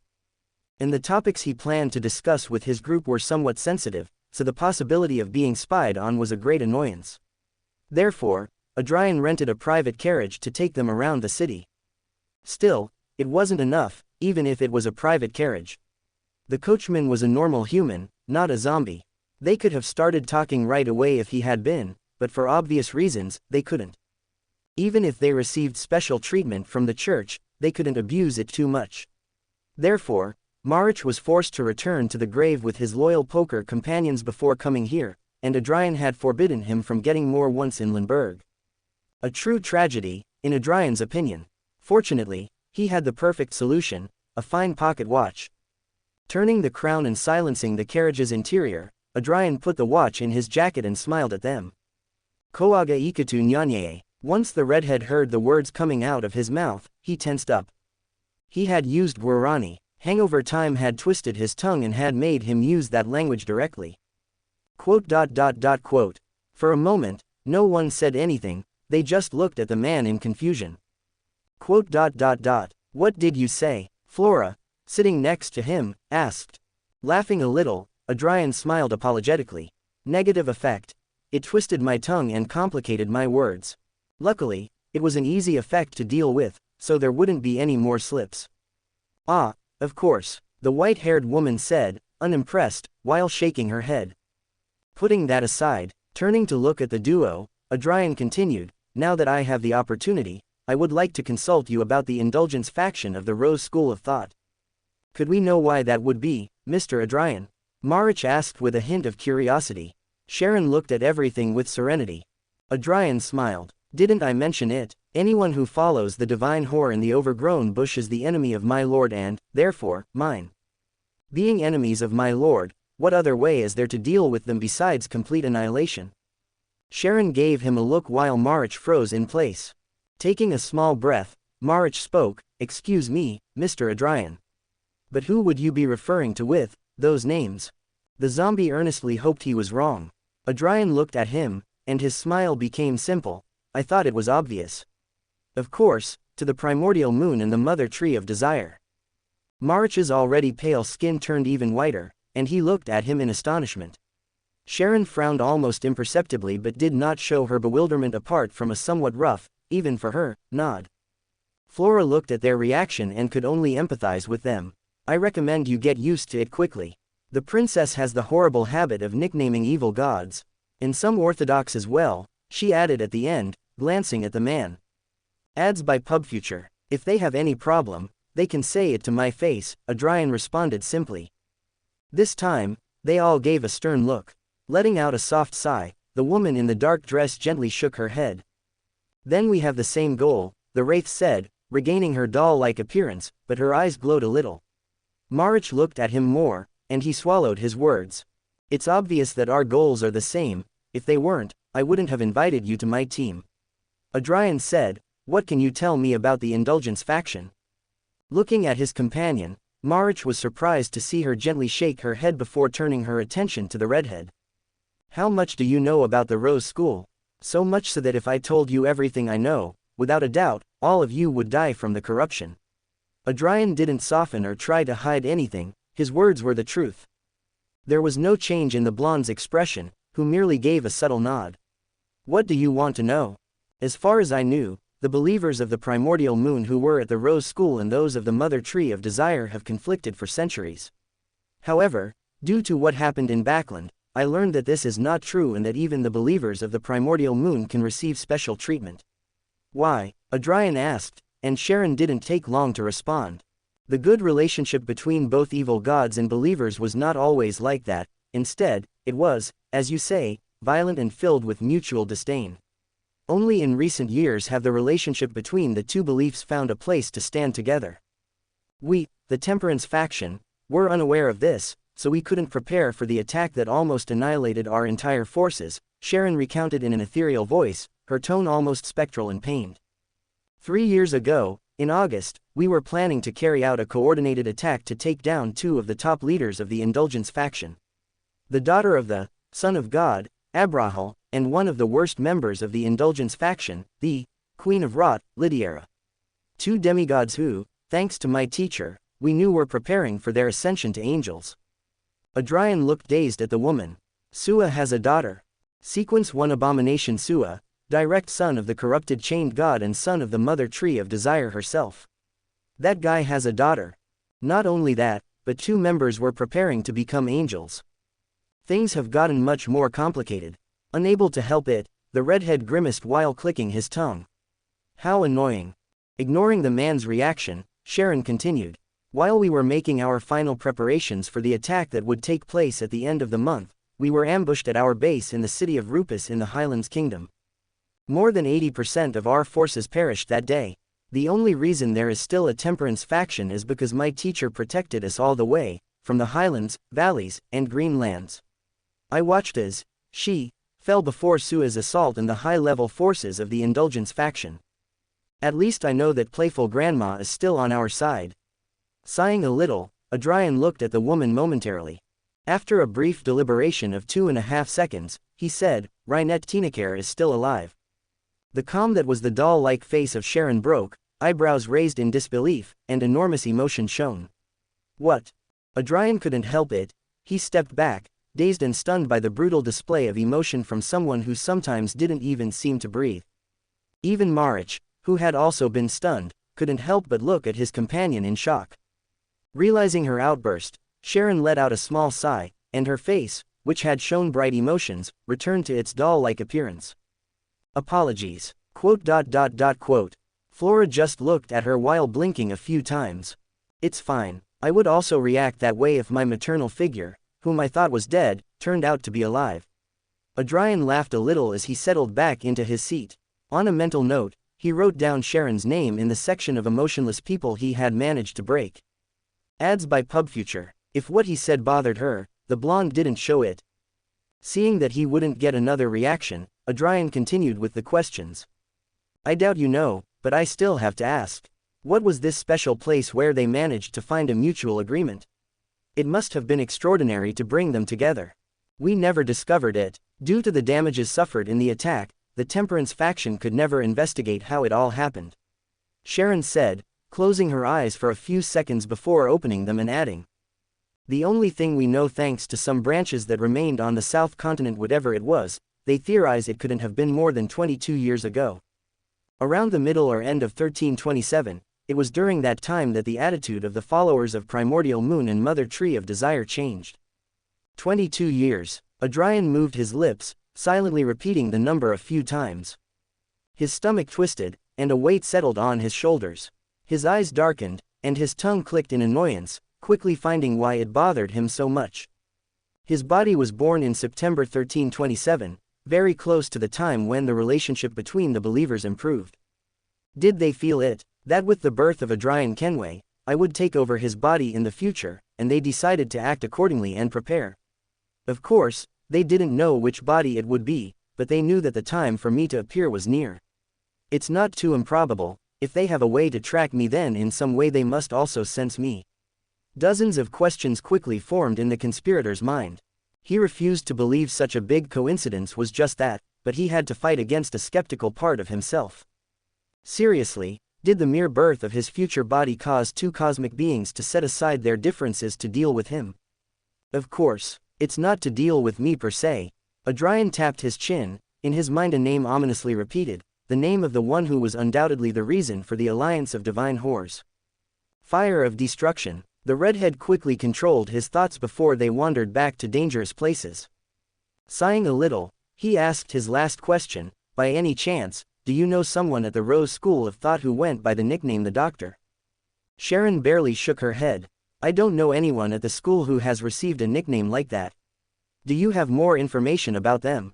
They like to manipulate bodies from a distance like a marionettist, and although their abilities seem similar to those of the apothecary and planter pathways, they are very different, Adrian added.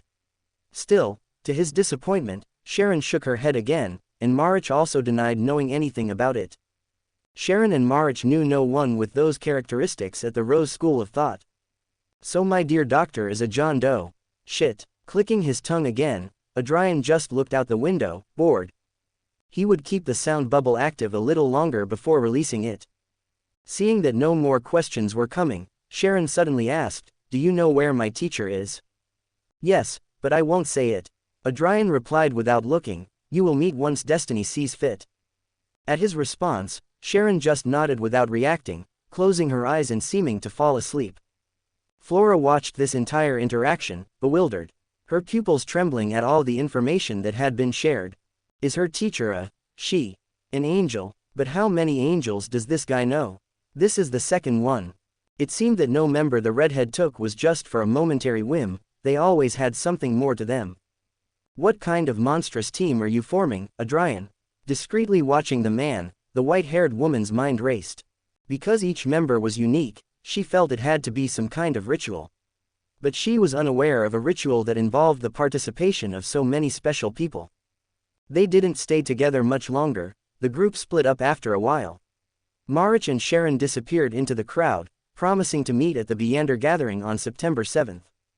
After changing clothes, Adrian changed back into his Harvey Wayne appearance and returned to the Astope quarter with his companion by his side.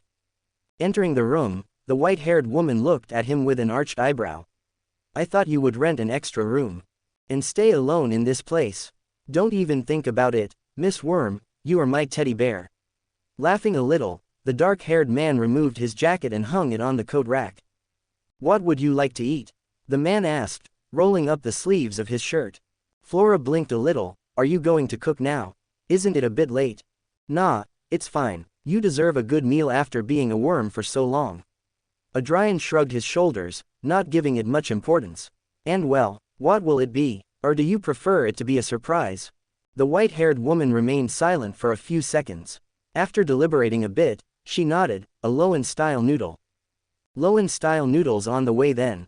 Laughing a little, he went to the kitchen. Sitting face to face at the table, Flora looked deeply at the plate before her.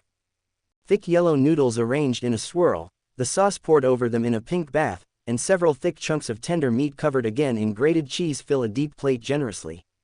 Simple candles illuminated the table, and wine glasses were beside the plates. The woman couldn't help swallowing a bit of saliva. The smell made her mouth water. She also noticed how the setting and presentation were more like a dinner date, but she didn't comment on it, knowing that the man would take the opportunity to tempt her. Grabbing the fork, she took some noodles and the sauce and brought them to her mouth.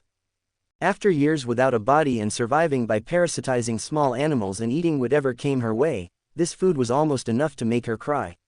The only thing that kept her from the waterfalls was her pride, like Jacob, and the idea of the stupid smile the man would have in front of her.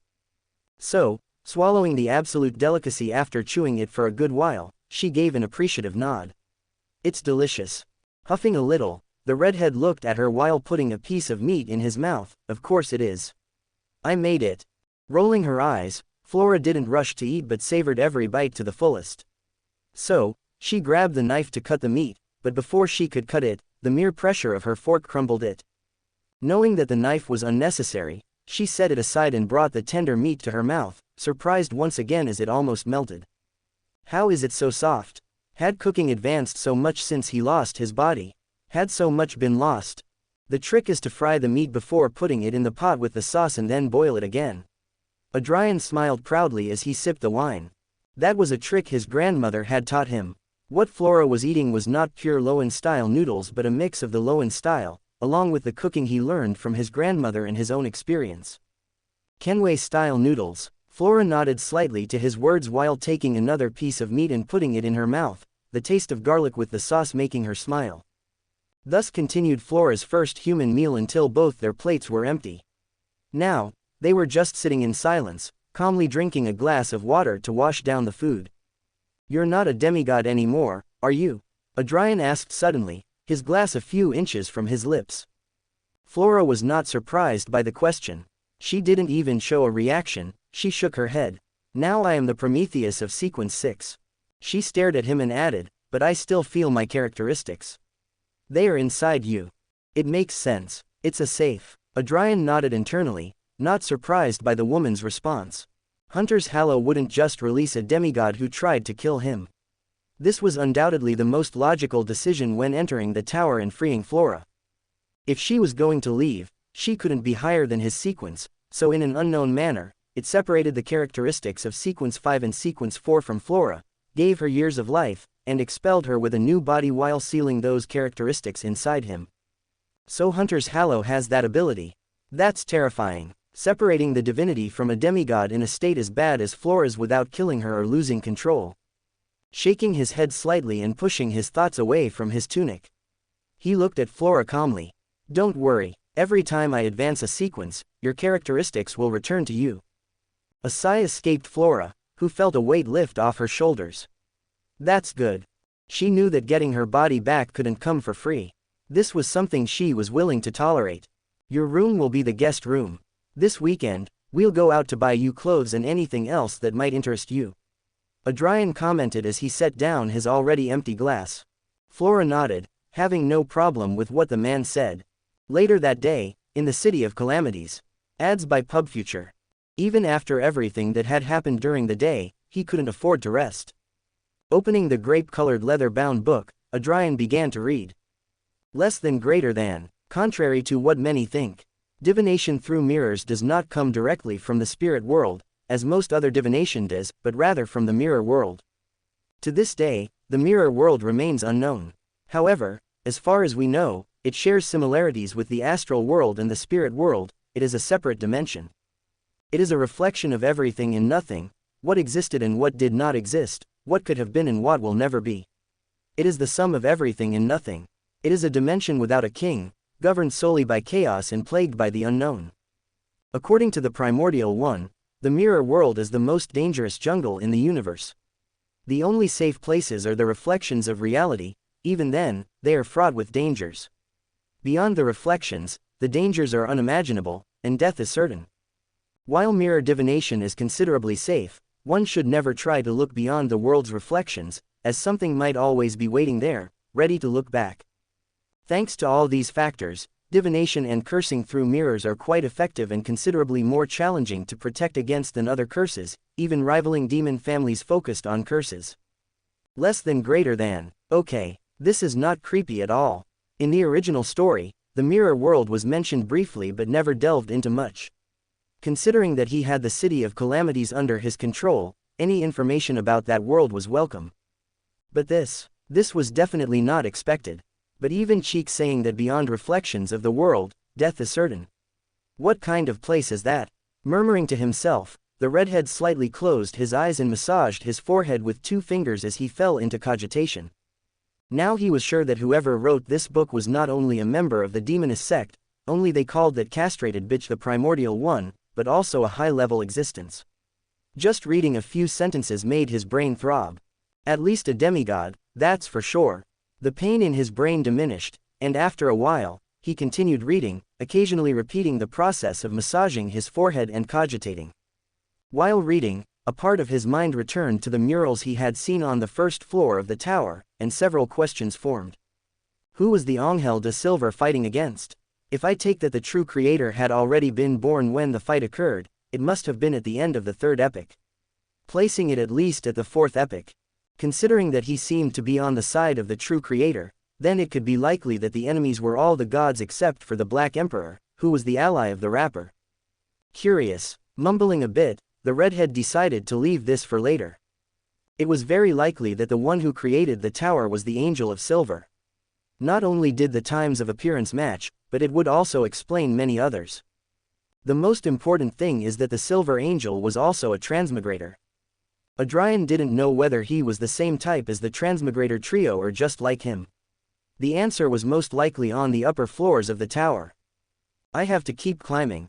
At least now he could understand why he was considered the most beloved angel. But the redhead couldn't help but feel confused about the entire system of the tower and how it worked. It was a bit strange. The tower's system was very similar to the terrible and repetitive power system of many dungeon stories. Something he couldn't help but think didn't quite fit in with this world. While he thought about that, his mind drifted to the encounter in the anteroom of the tower, and a growl escaped him. Why did I have to meet with the 3 flavors soup so early? What the hell? He would recognize that effeminate and pale face anywhere, his real appearance not much different from his art in official forums and descriptions. The evil spirit Sauron Einhorn Medici, his second biggest enemy, second only to the major of the castrated bitches. If Adrian wanted to advance to the calamity of destruction, the first step was to defeat the evil spirit for the throne of Sequence 0. For obvious reasons, meeting him in the tower was literally the best first encounter that could have happened.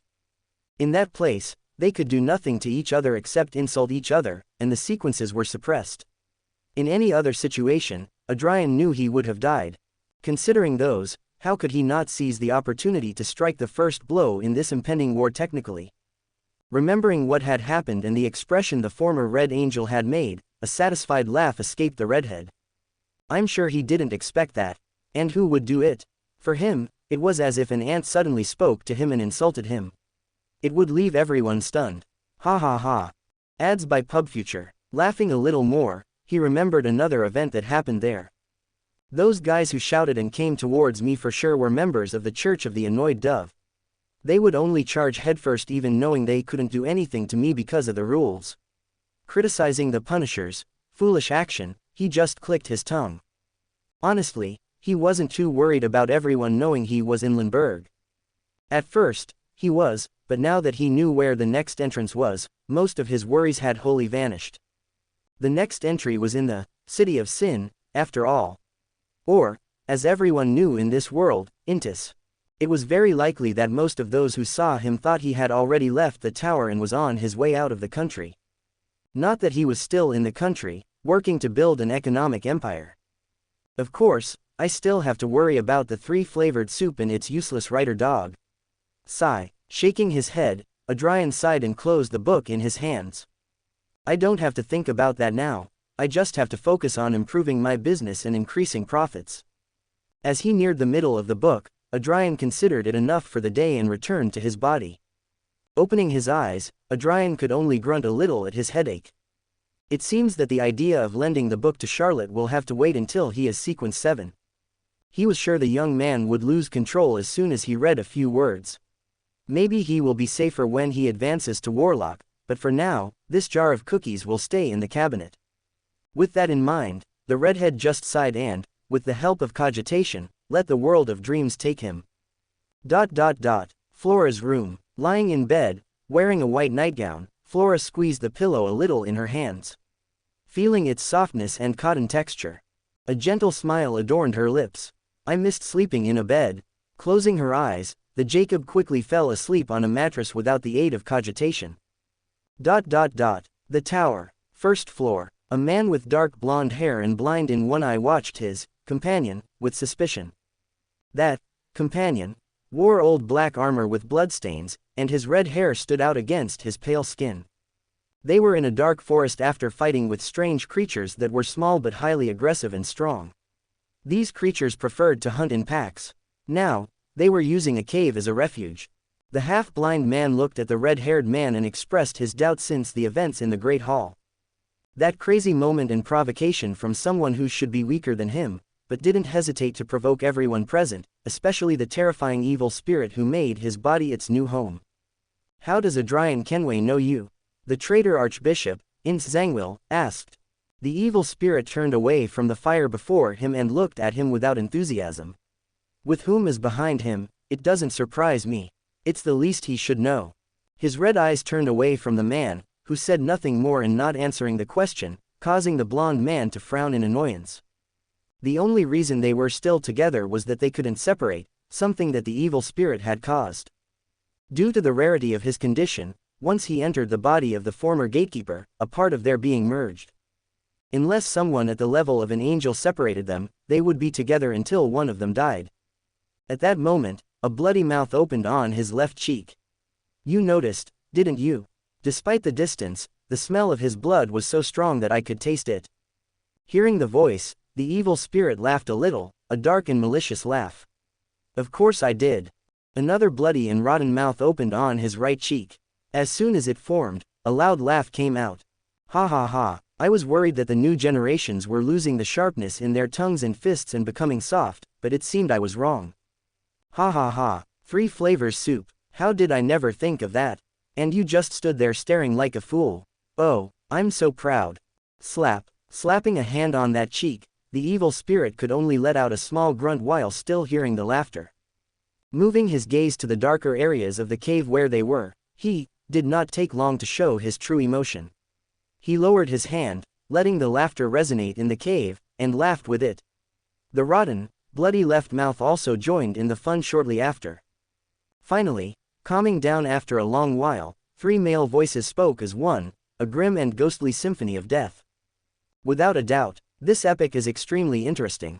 Saturday, September 1, 1349.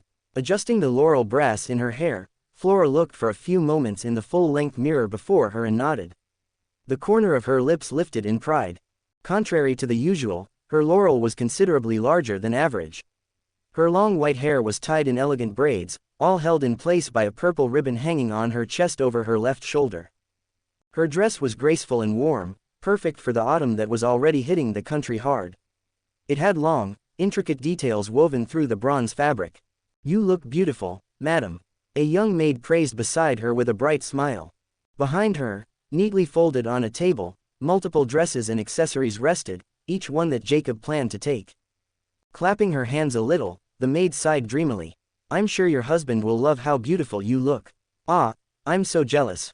The small smile on the white-haired woman's face disappeared, and she looked at the woman flatly. "Would you please prepare the bill? I'll take everything."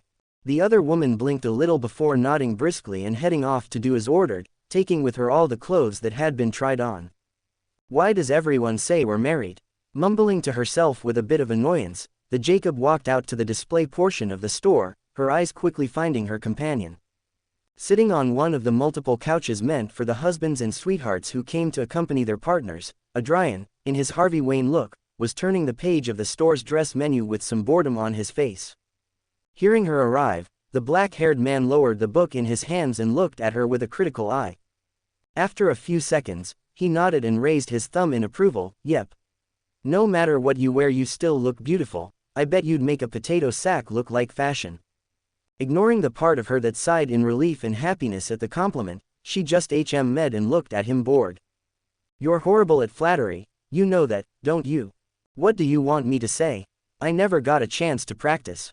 Rolling his shoulders disinterestedly, Adrian stood up, and the white-haired woman laughed softly. "I'm not surprised at all. Your attitude in and of itself is an excellent repellent to anyone who shows interest in you. If they don't bolt because they saw your true face, your personality will do the rest." A white eyebrow raised in amusement. Smiling sweetly at the woman, Adrian leaned forward a bit and looked at her with interest. "You say that like you don't like it, but we both know you love it," he whispered softly, with a slight purr of his tongue. The corners of the woman's lips lifted, and her eyes narrowed in delight. "Oh, don't flatter yourself so much, princess. You're fun, I don't deny it.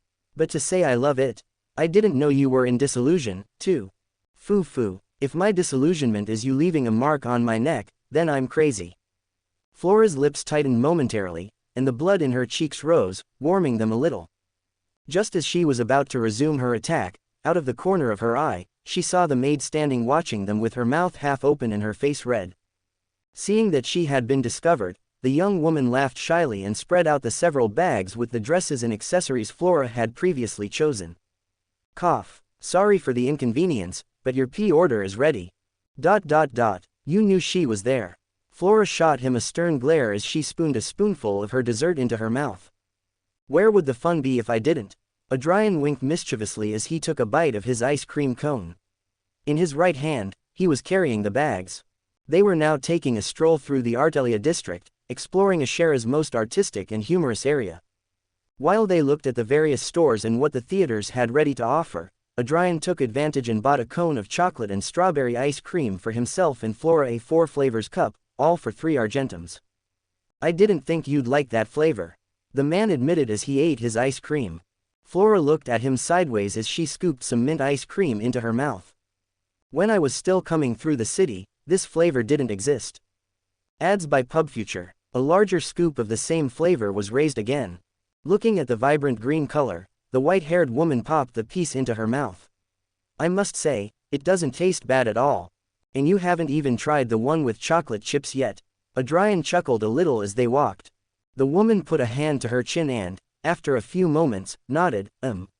Next time, I'll order that flavor." That said, she took another spoonful from her cup, but this time from a little white ball that was supposed to be coconut. Tasting a bit, Flora nodded slightly. "Not bad." Holding the bags with his wrist, Adrian pulled out a silver pocket watch and clicked it open. He then closed the watch and put it away. There was still some time left. "We have time until the play. Do you want to walk around some more, or shall we sit in the park? Yesterday, he bought tickets to a play at the theater on Ardirose Street, the same one he had promised Flora he would take her to. But it wouldn't start for another 2 hours, so they were still free. Looking around and finding nothing that caught her eye, the white-haired woman nodded. Although it may not be as large as the park surrounding the Holy Temple of Knowledge, the Blandum Park, part of the Arts and Cultural District, has its charm. A charm that shone much brighter in the autumn as the brown leaves falling from the trees painted a sense of calm and peace on the stone paths that ran through the place and gave the lake a mystical air. Sitting on a bench in front of the lake, Adrian and Flora gazed calmly at the view, letting the calmness of the scenery wash over them. Both were sitting on one of the many stone benches in the park. Next to them were the bags with the white-haired girl's new clothes. The place they had chosen was curiously private. Hardly anyone passed by, and the few people she had seen usually consisted of a man and a woman who were somewhat close to each other. Flora noticed that, and adding to the beautiful ambiance, she discreetly looked at the man next to her and said simply, "This is a place for couples." Adrian smiled and nodded. Mrs. Clara often talks about how she comes here to take a walk with her husband. And I see she was right, it is quiet and has good privacy. How do you know that?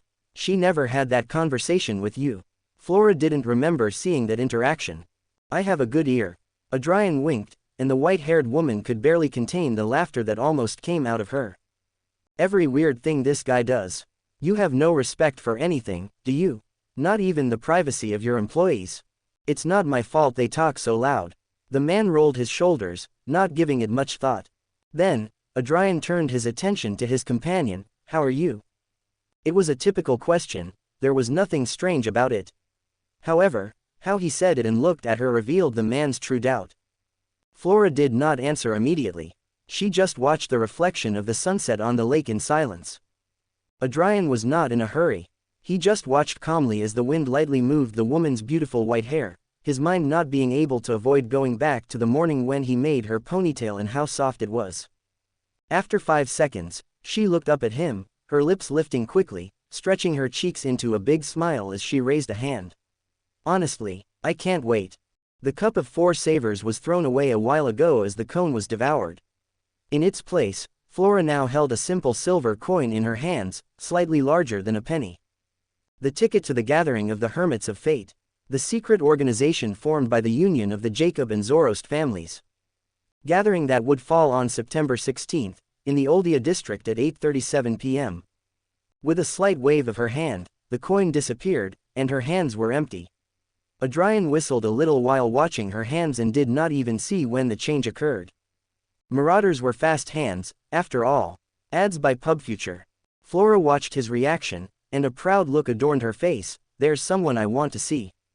An eyebrow raised. Oh, an old friend. An unfunny snort came from the woman. Friend? Ha, never. She's one of the few people I loathe with all my heart. From the way you say it, it would seem the contempt is mutual, Adrian commented, somewhat surprised. He had never seen the woman talk that way about anyone. Flora looked at him and nodded. She is one, if not the main, reason I didn't return to the family to help me recover.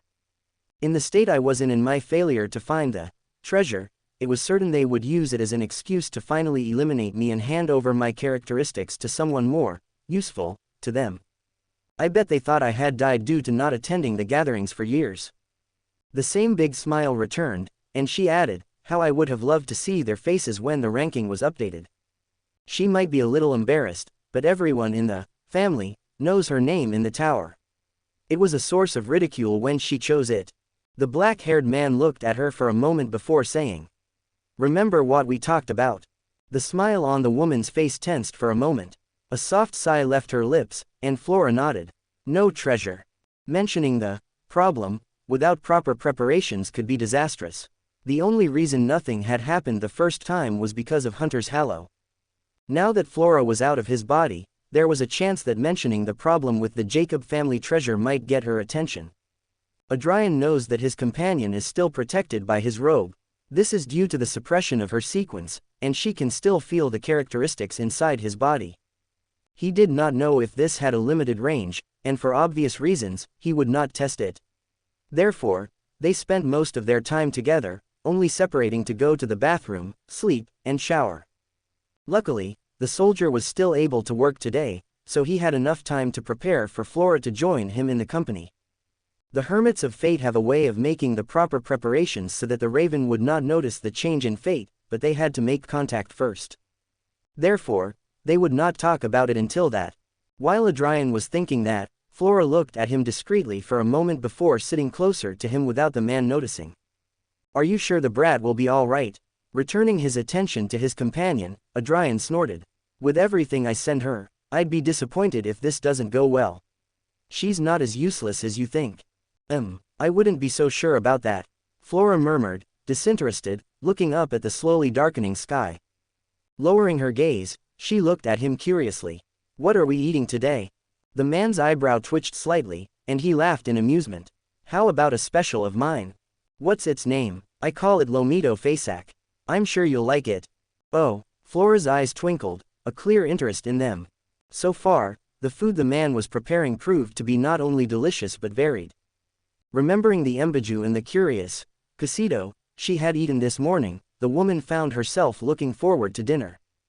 Fasak is not only known for its drinks but also for the quality of its meat. If the dish Adrian planned to make for her bore that name, it was obvious what the main ingredient would be. Click. Looking at the time on his pocket watch, Adrian stood up and smiled at the woman. With an elegant and very gentlemanly bow, Adrian extended his gloved right hand to Flora. "Will you accompany me to the theater tonight, beautiful lady?" Taken a bit by surprise, Flora took a moment to react. Huffing a bit at this guy's nonsense, she decided to play along and gracefully took the outstretched hand. "I'd be delighted, sir." They held it in as best they could for a second before bursting into laughter. Empress Barot, Bokland Street, Match Residence. "Miss, where are you? The afternoon meal is about to begin, and you must be ready."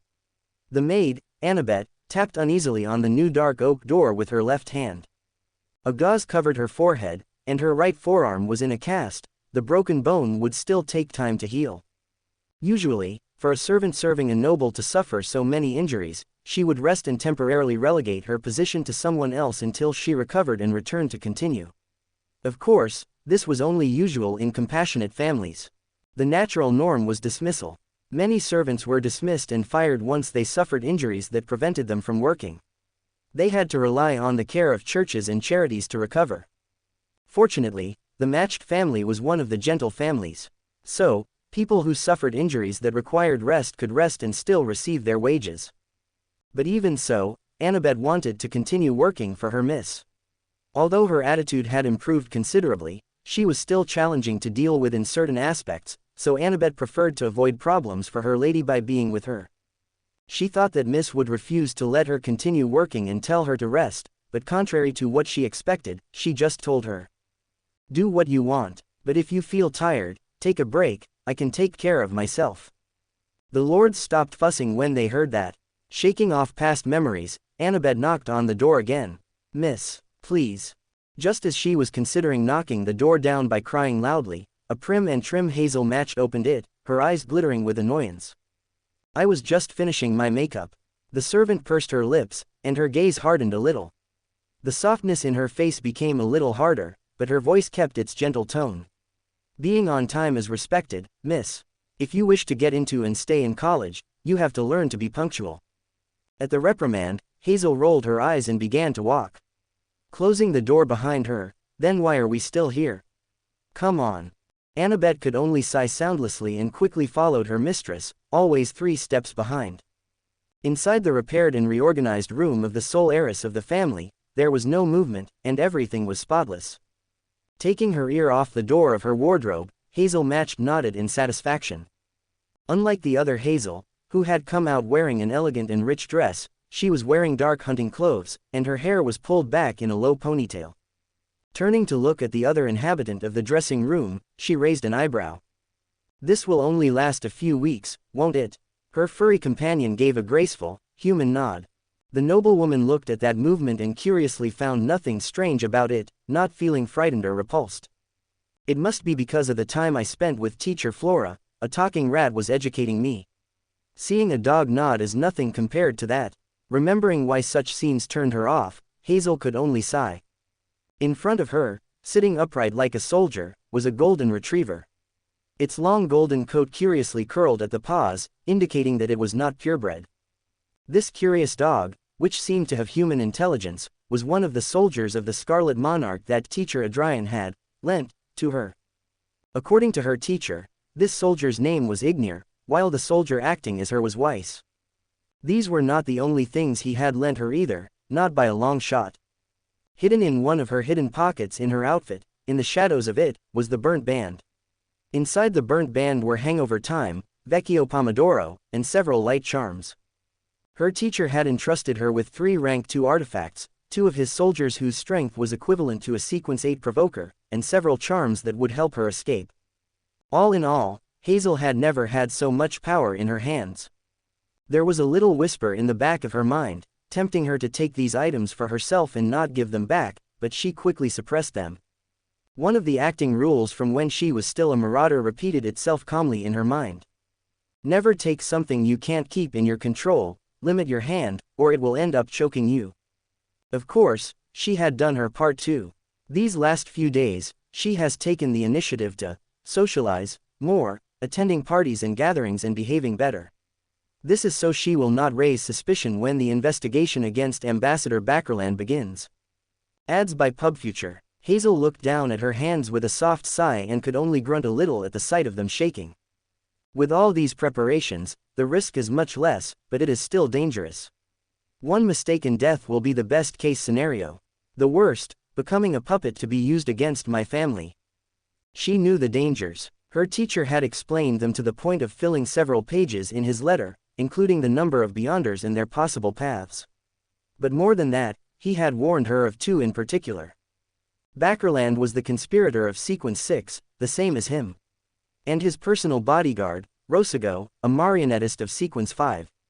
Not only was the information she had to search for most certainly guarded by traps and well hidden, but hiding was impossible because of the marionettist. Below Sequence 4, the marionettist is the most dangerous. It is impossible to hide from his eyes. Clenching her fists until her knuckles turned white, the green-haired girl let out a long exhale of nerves and nodded slightly. She was now a swindler, and her job was to steal. She could do this. Besides, I can also use this opportunity to find the swindler's acting rules. Shaking her head, the young heiress looked up from her fists to the cream wall of her dressing room. Complicated emotions flashed across her face. She wasn't stupid. It was obvious who Ignir planned to replace to carry out the espionage mission. After all, only one noblewoman is known to have a golden retriever that she carries around. But to think that the brightest gem of Backland isn't as innocent as I thought. I can't help but feel disappointed. Hazel grimaced and huffed. She didn't know how her teacher knew Audrey Hall or how she had agreed to lend her pet, but she wasn't going to ask. If she needed to know, she was sure she would have been told. Anyway, it'll be time for the change soon anyway. Closing her eyes, Hazel went into cogitation for a moment to empty her mind. Once that was done, she placed the strange bandana on her left bicep while placing a hand on the Ignir dog's shoulder. Doing her best to endure the ravings that were assaulting her mind, she searched for a suitable shadow. No sooner had that happened than the shadows of the dressing room enveloped them, and they disappeared into them. Reappearing in the shadows at the edges of the property, Hazel immediately removed the burnt band. A vein pulsed in her forehead, and her teeth were clenched tightly. Quickly entering cogitation, she began to meditate to calm her assaulted mind. Dog Ignir sat beside her on guard, his brown eyes looking around alertly. After a while, Hazel opened her eyes and growled slightly. So those are the ravings of an evil god. The teacher is amazing to use it so often and show no reaction. Complaining silently, she waited a few moments before using the shadow jump again and reappearing in the sewers. Today was the day it had been discussed to make the change, taking advantage of a Sunday afternoon meal that the women of the Hall family always held. Earl Hall Villa. Looking at her mother in front of her, Audrey Hall focused on calming her mind as her eyes read the small book in her hands. The picnic table before her contained a dainty tea set, various desserts, and ham and cheese sandwiches. Her mother, Lady Hall, was at the head of the table.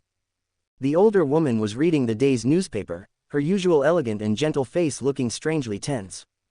Being a spectator, the young woman quickly noticed how something bothered her mother and promptly showed her concern. "Is everything all right?" Mother. You've had that grimace on your face for a few days. Sigh. Sometimes, I'd rather you weren't so perceptive. Lady Hall grumbled a little before placing the newspaper on the table. Finally, the moonless night has shown its claws. The pound has dropped 8% in value while most utilities have doubled, even tripled the price of their services. The worst of all is gas, which has tripled in price per liter in the last 5 days. Lady Hall sighed wearily as she popped a small cake into her mouth. Taking the opportunity to pause, Audrey quickly recalled her teaching. Most of the gas people used for cooking, heating water on cold winter nights, and lighting the streets or the inside of their homes went through East Barote first. Considering that the few surviving factories were severely understaffed and the demand for this valuable material was higher than ever, it is evident that prices would soar. Ads by PubFuture. Swallowing the cake, the older woman continued bitterly. The reconstructions are still far from beginning. We haven't even finished counting the bodies we keep finding. Most of the factories have been destroyed or are impossible to access for the time being. With a snort, the eldest Hall brought a gloved hand to the bridge of her nose and closed her eyes tightly. Even with all that, we now have threats of protest against the gas price hike. What has happened to this city? Audrey could only listen to her mother silently, not because she didn't know what to say. But she felt that what her mother needed now was not encouraging words. That she needed to let off some steam. Sometimes, the best we can do is to give our presence and someone to listen. Lifting the teacup to her lips, the young spectator lowered her eyes to her feet. Her best friend Pet was lying quietly, watching everything around her with curious eyes and a slow wag of her tail. Those brown eyes, which seemed to sparkle with human intelligence, occasionally passed by the numerous guards surrounding their location. With everything that had happened, the Earl wanted to avoid accidents, so security was high. Looking at the small clock on the picnic table, Audrey saw the time of change approaching, and her heart skipped a beat. She should be terrified. Her identity would be discovered, and a member of the Tarot Club would know who she was, a member who was easily the most dangerous of them all. But Audrey didn't feel scared or afraid. If anything, she felt a little nervous.